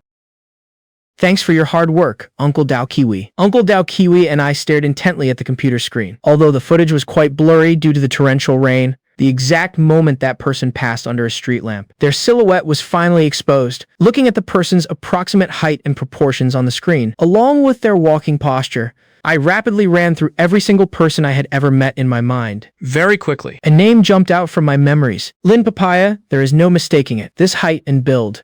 It is absolutely him. Lin Papaya, the younger brother of Bai Cherry's stepmother, Lynn Strawberry. At dusk, the sound of a key turning in the lock came from the security door. Bai Cherry walked in with her backpack. The moment she saw me sitting on the sofa, she quickly walked over. Goo Apple, are you feeling any better?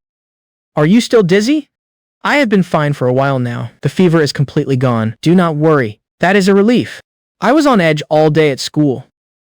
So worried about you being home alone with no one to take care of you. We snuggled on the sofa for a while, enjoying this rare quiet moment. Then I pulled back my smile. Bye, Cherry. I have some things I need to take care of outside. It will probably take about 2 days. 2 days. But you just recovered. It is just some private business I absolutely have to handle. I will be back soon. For these next 2 days, be a good girl and wait for me at home. Do not go anywhere. Okay, I will wait for you at home. You have to be careful when you're out there. Time to handle some dirty work. Classic overprotective boyfriend trope. Let us go. Saturday, 9 a.m. The sky outside was covered in dense, dark clouds. Not long after, a torrential downpour furiously began to fall. Bai Cherry was terrified of thunderstorms and was currently curled up on the sofa, wrapping herself tightly in a blanket. As for me, I was currently standing inside an abandoned, unfinished building somewhere in River City, wearing a mask and a voice changer. I stood in front of a guy who was blindfolded, with his hands tied behind his back. His name was Lin Papaya, the target of my secret investigation over the past few days. He had a habit of taking a morning jog every day. I took the opportunity to abduct him and bring him here. In my previous life as a detective, I had to strictly abide by the law. But now, to pry the truth out about that night as quickly as possible, I had to use some special methods. Morally gray protagonist mode activated. My family does not have any money. Please just let me go. I absolutely won't call the police. If I were doing this for money, What would be the point of kidnapping you? right now, I ask and you answer.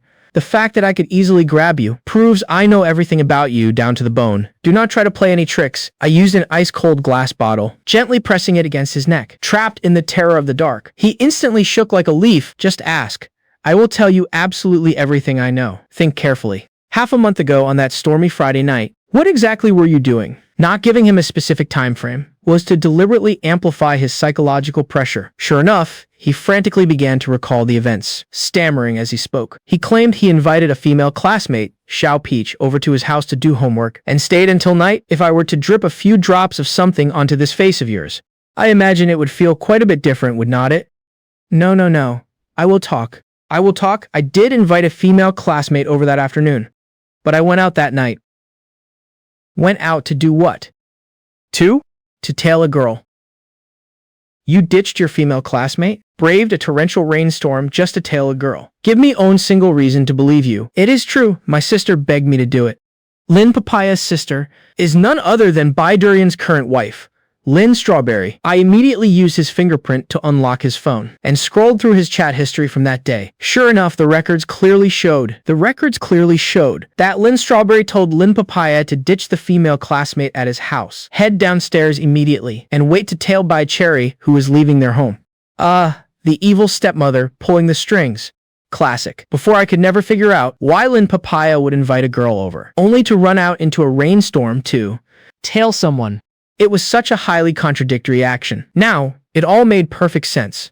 Lin Papaya tailed Bai Cherry the entire way. Upon learning that Bai Cherry had entered a boy's house, Lynn Strawberry told him to wait a few minutes. Seeing that Bai Cherry did not come back out, she told him to just head back, which meant on that rainy night in my past life, Lin Papaya's stalking had completely ended the very moment Bai Cherry knocked on my door. Had completely ended. But if Lin Papaya was only tasked with stalking her, and had no intention to kill, then how exactly was Bai Cherry murdered in my past life, combining the autopsy report from my previous life and the pressure marks? It proved she had not suffered a sexual assault. The only logical possibility left. The only logical possibility was that Lynn Strawberry found Bai Cherry herself afterward. The two of them must have gotten into a conflict. Given Lynn Strawberry's strong desire for control, it escalated into a crime of passion. Deducing up to this point, although I was still missing conclusive, direct evidence, the outline of the truth was practically begging to come to light. At the very least, this lead on Lin Papaya had reached a dead end. Get lost. Do not look back. Otherwise, you know the consequences. Lin Papaya looked as if he had just been granted amnesty. He stumbled and crawled as he fled the unfinished building in a panic. I walked alone to the rooftop of the building, letting the freezing, torrential rain pour over my body. The cold water rapidly cleared my mind. My purpose for being reborn, first, was to find the true killer. Second was to protect Bai Cherry from ever being hurt again. Right now, Bai Cherry was living safely and securely in my house. As long as I try to prevent her from meeting Lynn Strawberry in the future, the potential danger would cease to exist. As for the true killer, the target was now locked onto Lynn Strawberry, but I just lacked direct evidence. In terms of results, I had successfully altered Bai Cherry's fate, but what if the killer was someone else entirely? In that exact split second, boom! A terrifying crack of thunder ripped through the sky. Lightning instantly illuminated all of River City. The next moment, my vision went completely black, followed immediately by a bizarre swirling shift of light and shadows. By the time I regained my senses, I realized that somehow Bai Cherry was standing right next to me. No, she was not standing. She was floating. We have officially entered the supernatural phase of the story, folks. I stared at this scene in absolute bewilderment. The Bai Cherry right now looked exactly the same as the Own I saw in my dreams. During my past life as a detective, she always wore a faint, almost imperceptible smile, yet her face held an expression that ached for me. She simply looked at me quietly, without saying a single word. Seeing this familiar Bai Cherry appear, I almost thought I had time traveled back again. I immediately looked around and realized I had not returned to the police station rooftop. Instead, I had materialized right outside my own front door, just as my heart was filled with shock and uncertainty. In the very next moment, a girl completely drenched in water was slowly walking in this direction. Droplets of water slid down the tips of her hair into her collar. She hugged her arms tightly, walking slowly all the way up to my front door, standing right beside her. I was shocked to discover that this past version of Bai Cherry who had just appeared seemed completely unable to see me. Confused, I turned my head and glanced at the ghost Bai Cherry floating beside me. She just gave me her usual expressionless look and then immediately shifted her gaze back to the past version of herself. Seeing this, I also turned my head back and looked at the rain-soaked Bai Cherry standing before me. She stood at the door, but did not immediately ring the doorbell. She stood perfectly still, seeming to struggle with some internal conflict. After a long while, she finally slowly reached out her hand, only to stop right before touching the bell. After hesitating once more and taking a deep breath, she finally mustered the courage to press it. As the ding-dong sounded, her body violently trembled. She quickly yanked her hand back and wrapped her arms around herself again, looking incredibly shy and awkward. Before long, the door was opened by someone, and the person who opened it was the past version of me. This was my first time, from a third-person perspective, seeing exactly what my past self looked like. Out-of-body experience level 100. Right now, I did not know if this was a dream or what the hell was happening. Anyway, I just stood there on the side. Neither my past self nor the past Bai Cherry could see me. I did not think too much about it, just quietly watched it all unfold. Just like in my memories, Bai Cherry brought up the idea of staying the night, and the past me, because I was too young and terrified my parents would find out and scold me, did not dare casually take in a girl whose upper body was almost completely transparent from the rain. I assumed she was just having some trouble and did not have money to get home, so I offered to walk her back. I turned around to grab a raincoat and an umbrella, but the very moment I turned my back, Bai Cherry's expression twisted in conflict, and then she sadly turned around and left. Seeing this scene play out, I completely ignored the past version of myself, who was inside looking for an umbrella. Instead, I immediately chased after her, because I knew perfectly well what I was doing back then, but I had absolutely no idea what Bai Cherry went through the entire night after being turned away from my door. Even if right now was just a dream, I wanted to see how the dream would recreate what she endured that night. I caught up to Bai Cherry and saw a girl with a face full of utter loss, having no idea where to go. She did not want me to know about the humiliating situation with her family, so she did not dare let me take her home. But after refusing my offer, where was she supposed to go? The world was vast, yet there was not a single place for her. Her mother, her father, me, the three places she considered her home in her heart, seemed to have no room left for her. The angst is physically painful right now. In a daze, she wandered to the front of a convenience store.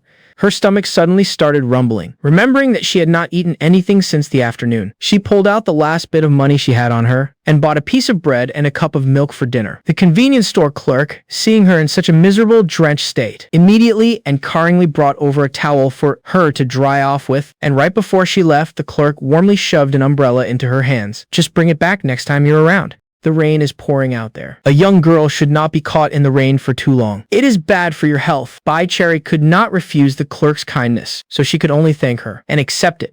But just as she opened the umbrella and prepared to leave, she unexpectedly saw a familiar silhouette. She looked over, only to see Yi Grape being cornered by 3 street thugs, getting beaten up in a corner. After a moment of internal struggle, she gathered her courage, held up her umbrella, and walked over. "Stop it right now. If you keep bullying him, I'm calling the cops." She frantically patted her pockets for her phone, only to suddenly remember that her phone had been smashed to pieces by her mother before she left the house. Seeing her empty her pockets in a panic. "Looks like you forgot to bring your phone when you went out, huh? Hey, beautiful, we can stop beating him up. But then you have to stay behind with us." Just as the 3 of them closed in on Bai Cherry, Yi Grape, who had been silently taking the beating, without fighting back, suddenly struggled to his feet and planted himself firmly in front of Bai Cherry. "She has nothing to do with this. You need to leave, now." "Too late to leave now."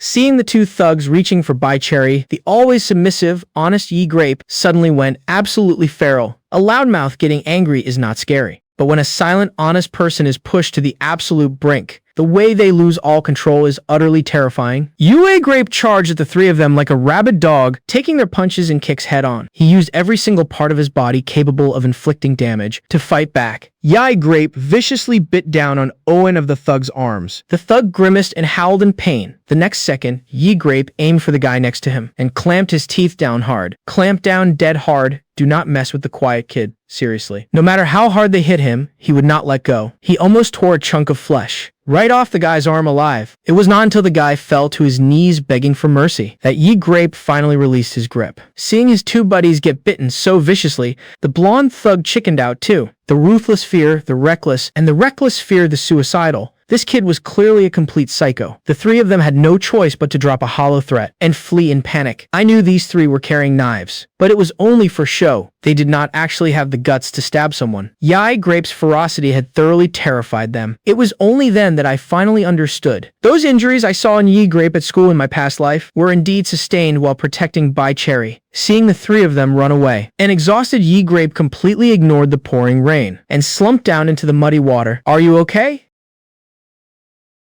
"Thank you. We are classmates. Do not mention it.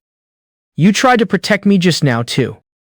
Bai Cherry forced a gentle smile and reached out to help him up. Yi Grape looked at her outstretched hand and, conscious of his own muddy hands, did not take it. Instead, he pushed himself off the ground and stood up. He walked over to the trash can, picked up his knocked-away backpack, and unzipped a compartment. After confirming that a clean handkerchief was still safely inside, he finally looked relieved. Your umbrella is broken. "You can use mine. But this umbrella belongs to the convenience store over there, so remember to return it when you're done." "If I take this umbrella, what about you?" "I'm fine. I actually want to walk in the rain. I do not need it." The perceptive Yi Grape sharply picked up on her strange mood. "Did something happen to you?" "It is nothing. Just some family stuff." Since it was a family matter, Yi Grape did not feel it was appropriate to ask further. But how could he possibly have the heart to take the girl's umbrella and let her walk in the rain? What a gentleman. A chaotic, biting gentleman, but a gentleman nonetheless. Just as he was hesitating, Bai Cherry shoved the umbrella directly into his hands and immediately plunged herself into the dense black curtain of rain. Soon her figure faded into the darkness, left with no other choice. Yi Grape had to use the umbrella and head home. Only then did it click for me. No wonder that convenience store umbrella was missing from the crime scene in my past life. She had actually given it to Yi Grape. In the torrential rain, aside from Bai Cherry blindly walking ahead, I spotted another silhouette, Lin Papaya. He was currently doing his best to avoid the surrounding cameras, weaving through the rain, tailing Bai Cherry closely. Since I had already interrogated Lim Papaya and knew he was tailing her, naturally I did not find it surprising. Right now, what I was most curious about was what exactly happened at the crime scene. I turned to look at the silent ghost Bai Cherry beside me, and together we closely followed the past version of herself who was wandering ahead like a walking corpse. The past version of Bai Cherry. Behind her, the freezing rain soaked entirely through her body, yet she seemed to have lost all sensation, without a destination, without direction. Before she knew it, she had wandered into an old district completely devoid of any functional security cameras. Eventually, do not leave me on a cliffhanger. She walked numbly to an abandoned awning, stared blankly at the torrential rain pouring down in front of her, and quietly spaced out. At this moment, standing next to the floating ghost of Bai Cherry, I watched everything unfold from a godlike perspective. I saw Lin Papaya hiding in the dark, typing frantically on his phone. I did not even need to look to know. He was definitely reporting Bai Cherry's whereabouts to Lin Strawberry. It seemed Lin Strawberry would be showing up any minute now. In my mind, I was already anticipating the impending confrontation. Next, various people who had left their marks on this rainy night appeared one after another. I saw it. Jang Banana was peeling an apple in a nearby bike shed. He answered a phone call and hurried away, casually slipping his pocket knife away.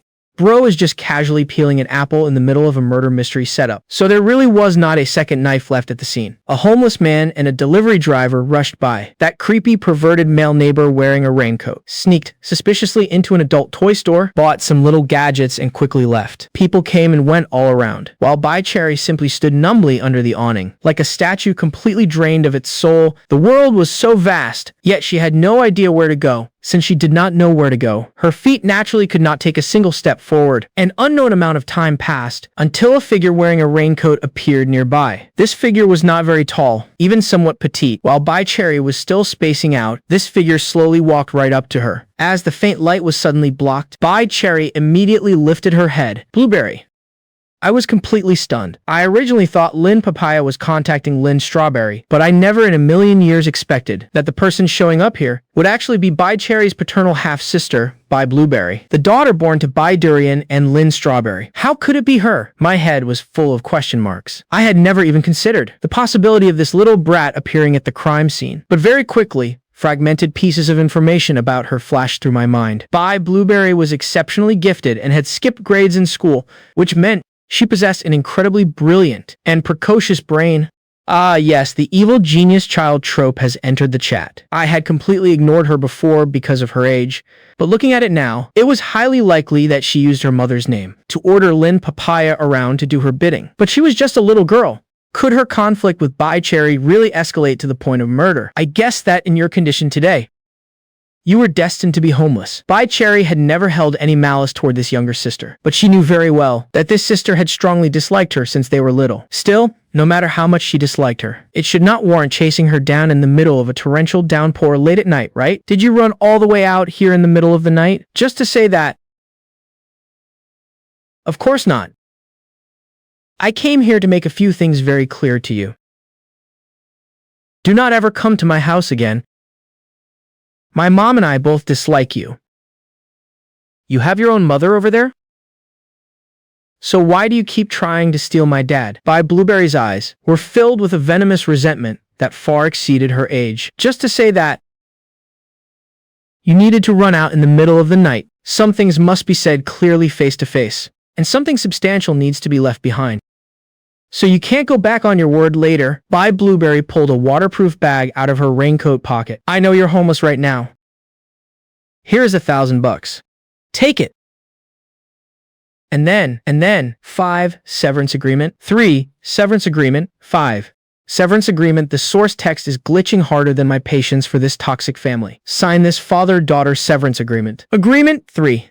Severance agreement. We will have absolutely nothing to do with each other from now on. Agreement. We will have absolutely nothing to do with each other from now on. We will have absolutely nothing to do with each other from now on. I finally understood after learning about Bai Cherry's desperate situation. Bai Blueberry wanted to kick her while she was down. Using a lump sum of cash, she wanted to force Bai Cherry to sign this absurd agreement, buying future peace of mind. The reason she had Lin Papaya tail her the whole way was precisely to confirm that Bai Cherry truly had no way out.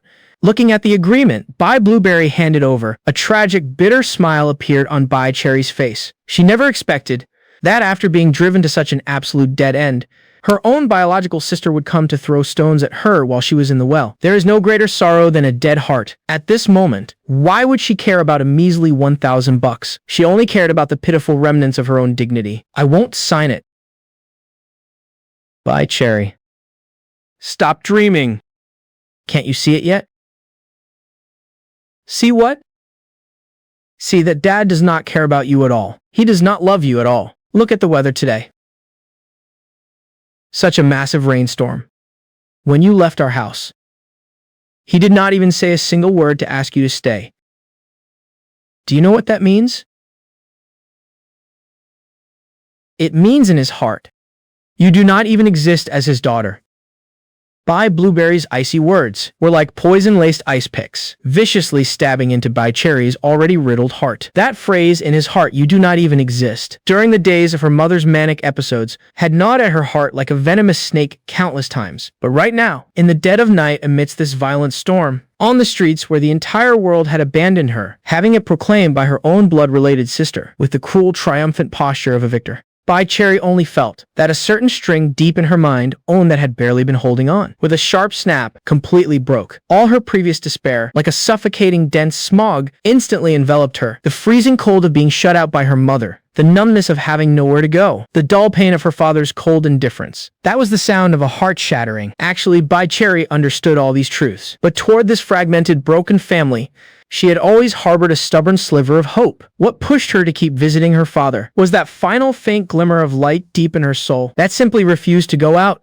However, Bai Blueberry's words, along with that glaringly offensive severance agreement, acted like a pair of cold, ruthless hands that violently shoved that very last glimmer of light dead into the freezing, muddy reality. The bitter smile originally on Bai Cherry's face froze. She stopped arguing. She stopped defending herself. Any words spoken at this moment would seem pale and laughable. She felt something inside her body, rapidly chilling, collapsing. Her heart was clamped tightly by an invisible hand. A suffocating numbness and freezing chill spread to her limbs and bones.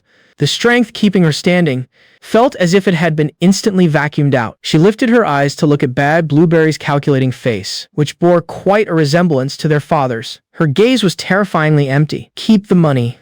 I won't sign the agreement."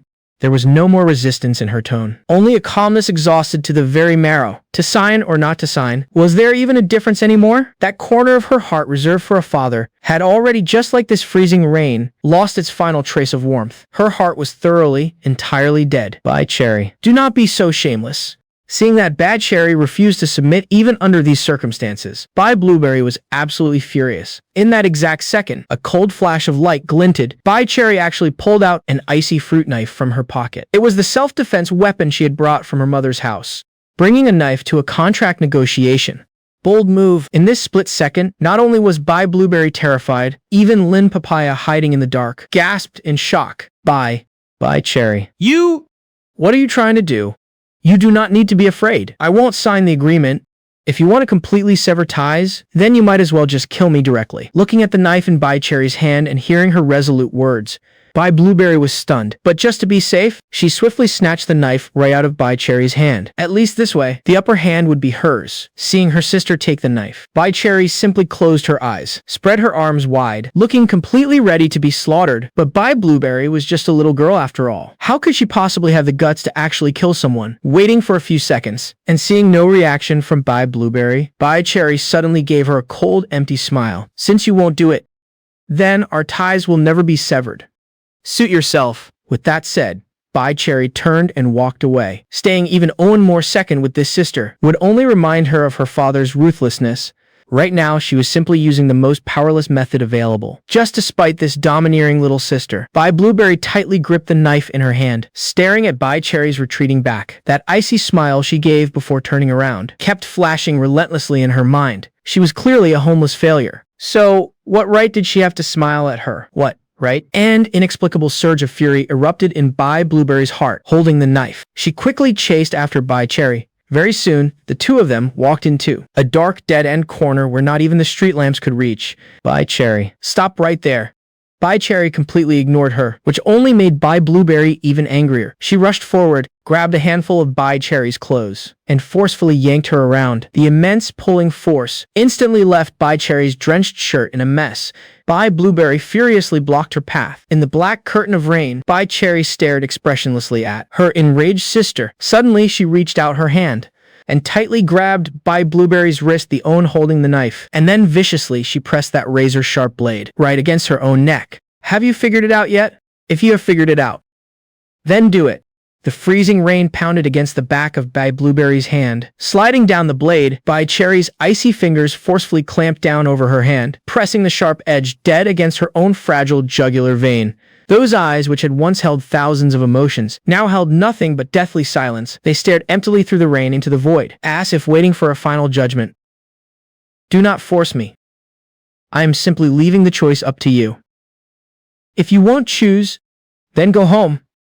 The rain is heavy. Bai Cherry's almost considerate words sounded like the ultimate mockery to Bai Blueberry's ears. What she wanted to see was Bai Cherry looking miserable and submissive, not this condescending, eerie calmness. Just as Bai Blueberry was being pushed to the brink of a breakdown by this immense psychological pressure, and the knife was on the verge of slipping from her grasp, a dark figure suddenly charged out from the shadows of the awning. It was Lin Papaya. He had been hiding in the dark the whole time. Because the lighting was so poor, he only vaguely saw a cold knife being pressed against the throat. In his terrified mind, he concluded that Bai Cherry, this dangerous individual, was holding his precious niece hostage.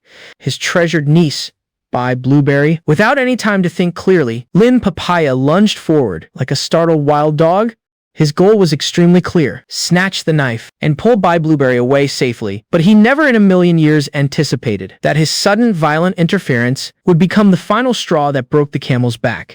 The most chaotic accidental murder ever written, I swear. Bai Blueberry, already on the verge of a mental breakdown, screamed in terror at the sudden dark figure lunging at them. Subconsciously, she used all her strength to break free from Bai Cherry's grip. Meanwhile, the moment the dark figure pounced, Bai Cherry's body instinctively triggered a defensive reflex. Right at the exact millisecond, Bai Blueberry violently yanked her hand away. The ground was slick and slippery. To stabilize herself, Bai Cherry almost unconsciously stumbled forward toward Bai Blueberry. A fatal chain reaction unfolded. Bai Blueberry forcefully pulled away in extreme panic, lost her balance, and instinctively curled her hands inward, desperately trying to grab onto something. But she still had the knife in own of her hands. Bai Cherry stumbled forward due to the slippery ground. Lin Papaya violently lunged over, using his full body weight to grab at the hand holding the knife. The force of all three people compounded instantly. That razor-sharp fruit knife sliced a brutally short arc through the darkness. Squelch! A soft, dull sound of tearing flesh was masked by the roar of the rain. Time seemed to freeze. Lin Papaya's hands finally clamped down tight around Bai Blueberry's wrist, holding the knife hilt. He let out a sigh of relief. Thinking he had succeeded, Bai Blueberry's eyes were wide with horror, her body completely frozen, and Bai Cherry, caught right between the two of them, trembled slightly. She felt a cold, fleeting burst of sharp pain. She looked down, seeming somewhat confused. But then, that cold sensation was instantly replaced by a surging, intense heat that frantically spread across her neck. Warm liquid rapidly soaked her cold, wet shirt. The confusion in her eyes had not even dissipated before a deeper, absolute sense of relief mixed into it. She did not cry out in pain. The strength in her body receded like the tide. She slumped softly backward, crashing heavily into the puddle. On the freezing ground, splashing water that quickly mixed with the rapidly spreading dark red liquid. Those eyes, staring into the endless darkness, swept past Lin Papaya's shocked, twisted face, swept past Bai Blueberry, who was terrified, completely pale, and finally, thoroughly lost all their light. Lin Papaya looked down in a daze, staring at the knife he had just successfully grabbed. Blindingly bright crimson blood was dripping down the blade. He abruptly looked over at Bai Cherry, who was lying in a pool of blood. His brain went completely blank. He did not even know if it was him violently ramming into Bai Blueberry's hand that caused the slash across Bai Cherry's neck, or if, before he even lunged over, Bai Cherry's throat had already been slit. Overwhelming terror consumed Lin Papaya, and at this moment, Bai Blueberry was thinking the exact same thing. She had no idea whose fault this stab actually was. This was a felony murder. She violently yanked her hand back, dropping the blood-stained fruit knife into the puddle. She stumbled backward, her face covered in tears and rain, stripped of every ounce of her former arrogance, leaving only pure, primal terror. Lin Papaya was completely paralyzed in place, like a statue washed by the rain. This was never his intention. He clearly only wanted to pull Blueberry away. He had killed someone. While the two were locked in a terrified standstill, they suddenly heard the sound of footsteps from a passerby. Bai Blueberry, who just a second ago looked terrified out of her mind, suddenly hardened her expression. She picked up the murder weapon, grabbed Lin Papaya, and sprinted away frantically without looking back. I hesitated in place for a split second, looking at Bai Cherry lying lifeless in the freezing rain. My heart ached so much I could not breathe. I wanted to go and lift her up, but the floating ghost Bai Cherry beside me grabbed my arm, following her gaze toward the direction the two had fled. I understood what she meant. Right now, I was merely a bystander. I needed to uncover more of the truth. How exactly did these two manage to evade the police investigation? I swallowed the pain and chased after Bai Blueberry and her uncle. They ran all the way to an even more secluded corner before stopping. What do? We are completely screwed. This is a massive disaster. When the cops start asking questions, what are we supposed to do? Do not panic. The rain is pouring out there. There are no security cameras around here. We are going to be fine. Uncle, is that girl you invited over still at your house today? She is. but we are not actually dating. Then this just got a lot easier. Just agree to date her and make her cover for you with an alibi. Yes. Manipulate a high school girl into aiding and abetting. Brilliant strategy, kid. Even the police won't believe that you invited your girlfriend over, only to ditch her alone at home, brave a torrential rainstorm, just to murder a girl you have absolutely zero connection to. From behavioral logic and killing motive to the means of the crime, you do not fit a single criteria. But what if the cops launch a full-scale investigation specifically on me? I had to leave a trail getting all the way here, right? Uncle Papaya, how do you know even less than I do? When the police investigate suspects, they do not zero in on someone with an incredibly low probability of committing the crime. Let us take 10,000 steps back. Even if the cops do find evidence that you went out, where is the murder weapon? This knife was brought by Cherry herself. Who would ever guess she was carrying a knife out on the streets? Just by locking dead onto this own inexplicable point about the murder weapon, the police won't be able to pin a single thing on you. Listening to Bad Blueberry's words, I only felt a freezing chill run down my spine. This little girl possessed a reservoir of knowledge far exceeding her age, and an absolutely terrifying level of calmness. Her words quickly managed to calm the panicked Lin Papaya down. But what about you? There are cameras in your building's elevator. How are you going to explain it if they caught you leaving? I did not take the elevator when I came down earlier. I sneaked out behind my parents' backs, so I specifically took the stairs to dodge the cameras. When I go back, as long as I take the stairs again, the elevator will only have footage of me coming home this afternoon. A sudden realization hit me. No wonder during the investigation in my past life, there was zero record of anyone from the Bay family leaving their home. By Blueberry's attempt to hide her actions from her parents, by deliberately dodging the security cameras, ironically became the critical key to evading the police investigation. Talk about chaotic luck favoring the wicked. If she had not premeditated a murder, why would she bother avoiding the cameras? And if she did premeditate a murder, why was the murder weapon brought by the victim herself? These two infinite loop logical paradoxes, combined with that passerby's fabricated testimony about an attempted rape suspect fleeing the scene, and the massive torrential rain completely washing away the crime scene, completely derailed the police's investigative direction. This was the entire truth behind that unsolved cold case from my past life. Two accidental killers, both equipped with ironclad alibis, neither having any deliberate plan to murder, neither bringing a murder weapon. Under the perfect cover of God's torrential downpour, this case, utterly saturated with bizarre coincidences, morphed into an almost unsolvable perfect crime. Watching the retreating backs of those two, my heart was left with nothing but profound sorrow. Who was the real killer? Was it Lin Papaya or Bai Blueberry? There is no definitive answer, but long before they even made their move, Bai Cherry had already been killed. What truly killed her was her shattered, toxic family. It was that father who treated her with complete indifference. It was that mother who lost her mind to madness, just as I was sinking into agonizing self-blame. Suddenly, a small, icy hand gently caressed my cheek. Feeling that freezing touch on my face, I turned my head in a daze, only to see that the ghost of Bai Cherry, floating in midair, was looking at me with an incredibly gentle and deeply compassionate gaze. "Let it end here," she finally spoke. That familiar, heart-tugging voice, after 10 long years, truly echoed in my ears once again, except her voice carried a heartbreaking tone of desolation. Am I dreaming right now? Or, before I could finish my question, she extended a slender, jade-like finger and gently pressed it against my lips. It makes no difference. Everything is already in the past. Is this really considered the past? You have burdened yourself with responsibilities that were never yours to bear and carried a guilt that you should never have carried. I watched you every single day. Ghost stalker confirmed, but make it romantic. Watched you torture yourself in your obsession for 10 years. It is time for it to end. You have investigated everything you needed to investigate.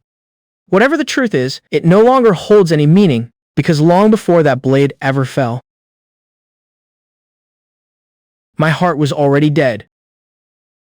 My heart violently trembled. I finally understood her state of mind back then. There is no greater sorrow than a dead heart, when the entire world had abandoned her.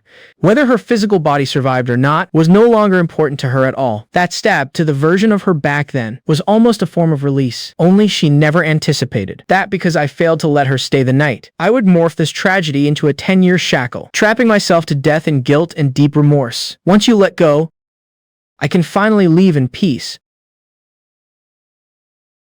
This crime should not be counted on your head, and you should not have to carry it. Do not ignore the people right in front of you who need to be cherished, just to chase a lingering obsession from the past. Hearing these words, my entire body shivered. She was right. I had been living in a past obsession. In order to uncover the truth, I had not even hesitated to walk the absolute edge of the law. Kidnapping a teenager and threatening him with acid definitely counts as edging the law, buddy. If I kept going like this, I truly would be doomed beyond redemption. I looked at her dreamlike, ethereal figure before me. I could not tell if this was a genuine encounter of souls or just an illusion fabricated by my subconscious in a desperate attempt to save myself. But whether it was real or fake, I had to give her a promise so she could leave in absolute peace. I have figured it out. This matter finally has a resolution. You can rest easy. I won't live in the past anymore.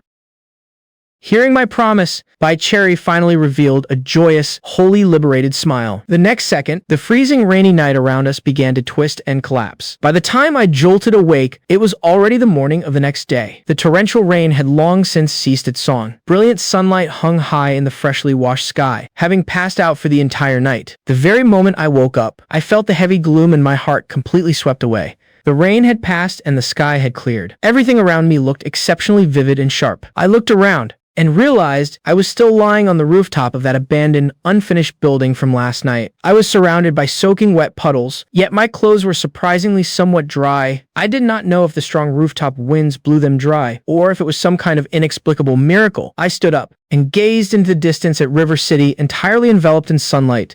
Whether it was a dream or not, let it be. From that bizarre kaleidoscopic dream last night, I had thoroughly unraveled everything from my previous life. Bai Cherry's death was absolutely not a simple coincidence, nor was it an inevitability. It was the devastating torment of a toxic family, countless tragic missteps and twists of fate, and absolute utter despair all stacked together that finally mutated into such a tragedy. As long as I'm here, I will never allow that ending to repeat itself. Cue the dramatic protagonist vow. When I arrived home, the house was dead, quiet. I lightened my footsteps and walked into the living room. With just one glance, I saw Bai Cherry wrapped in that thin blanket, curled up tightly on the sofa, fast asleep. There was a massive thunderstorm last night. Terrified of the thunder, she did not retreat to the comfortable guest room. Instead, she shrank into the living room sofa. I knew she must have been waiting for me to come home. Looking at her peaceful, sleeping face and feeling the heavy weight of her reliance on me, I could not hold back a gentle, affectionate smile. I walked over and pulled the slip blanket back over her securely. Only then did I turn around and head to my own room. Having been drenched in the rain outside all night, I quickly took a shower, soaking in a hot bath, to drive the freezing chill out of my bones. By the time I dressed neatly and returned to the living room, Bai Cherry was still in a deep slumber. She must have stayed up incredibly late last night out of worry for me. Seeing her sleeping so soundly, I simply did not have the heart to wake her. The past is entirely in the past. From this day forward, I will only live for this vibrant, living girl right in front of me. And they live happily ever after, or until season 2.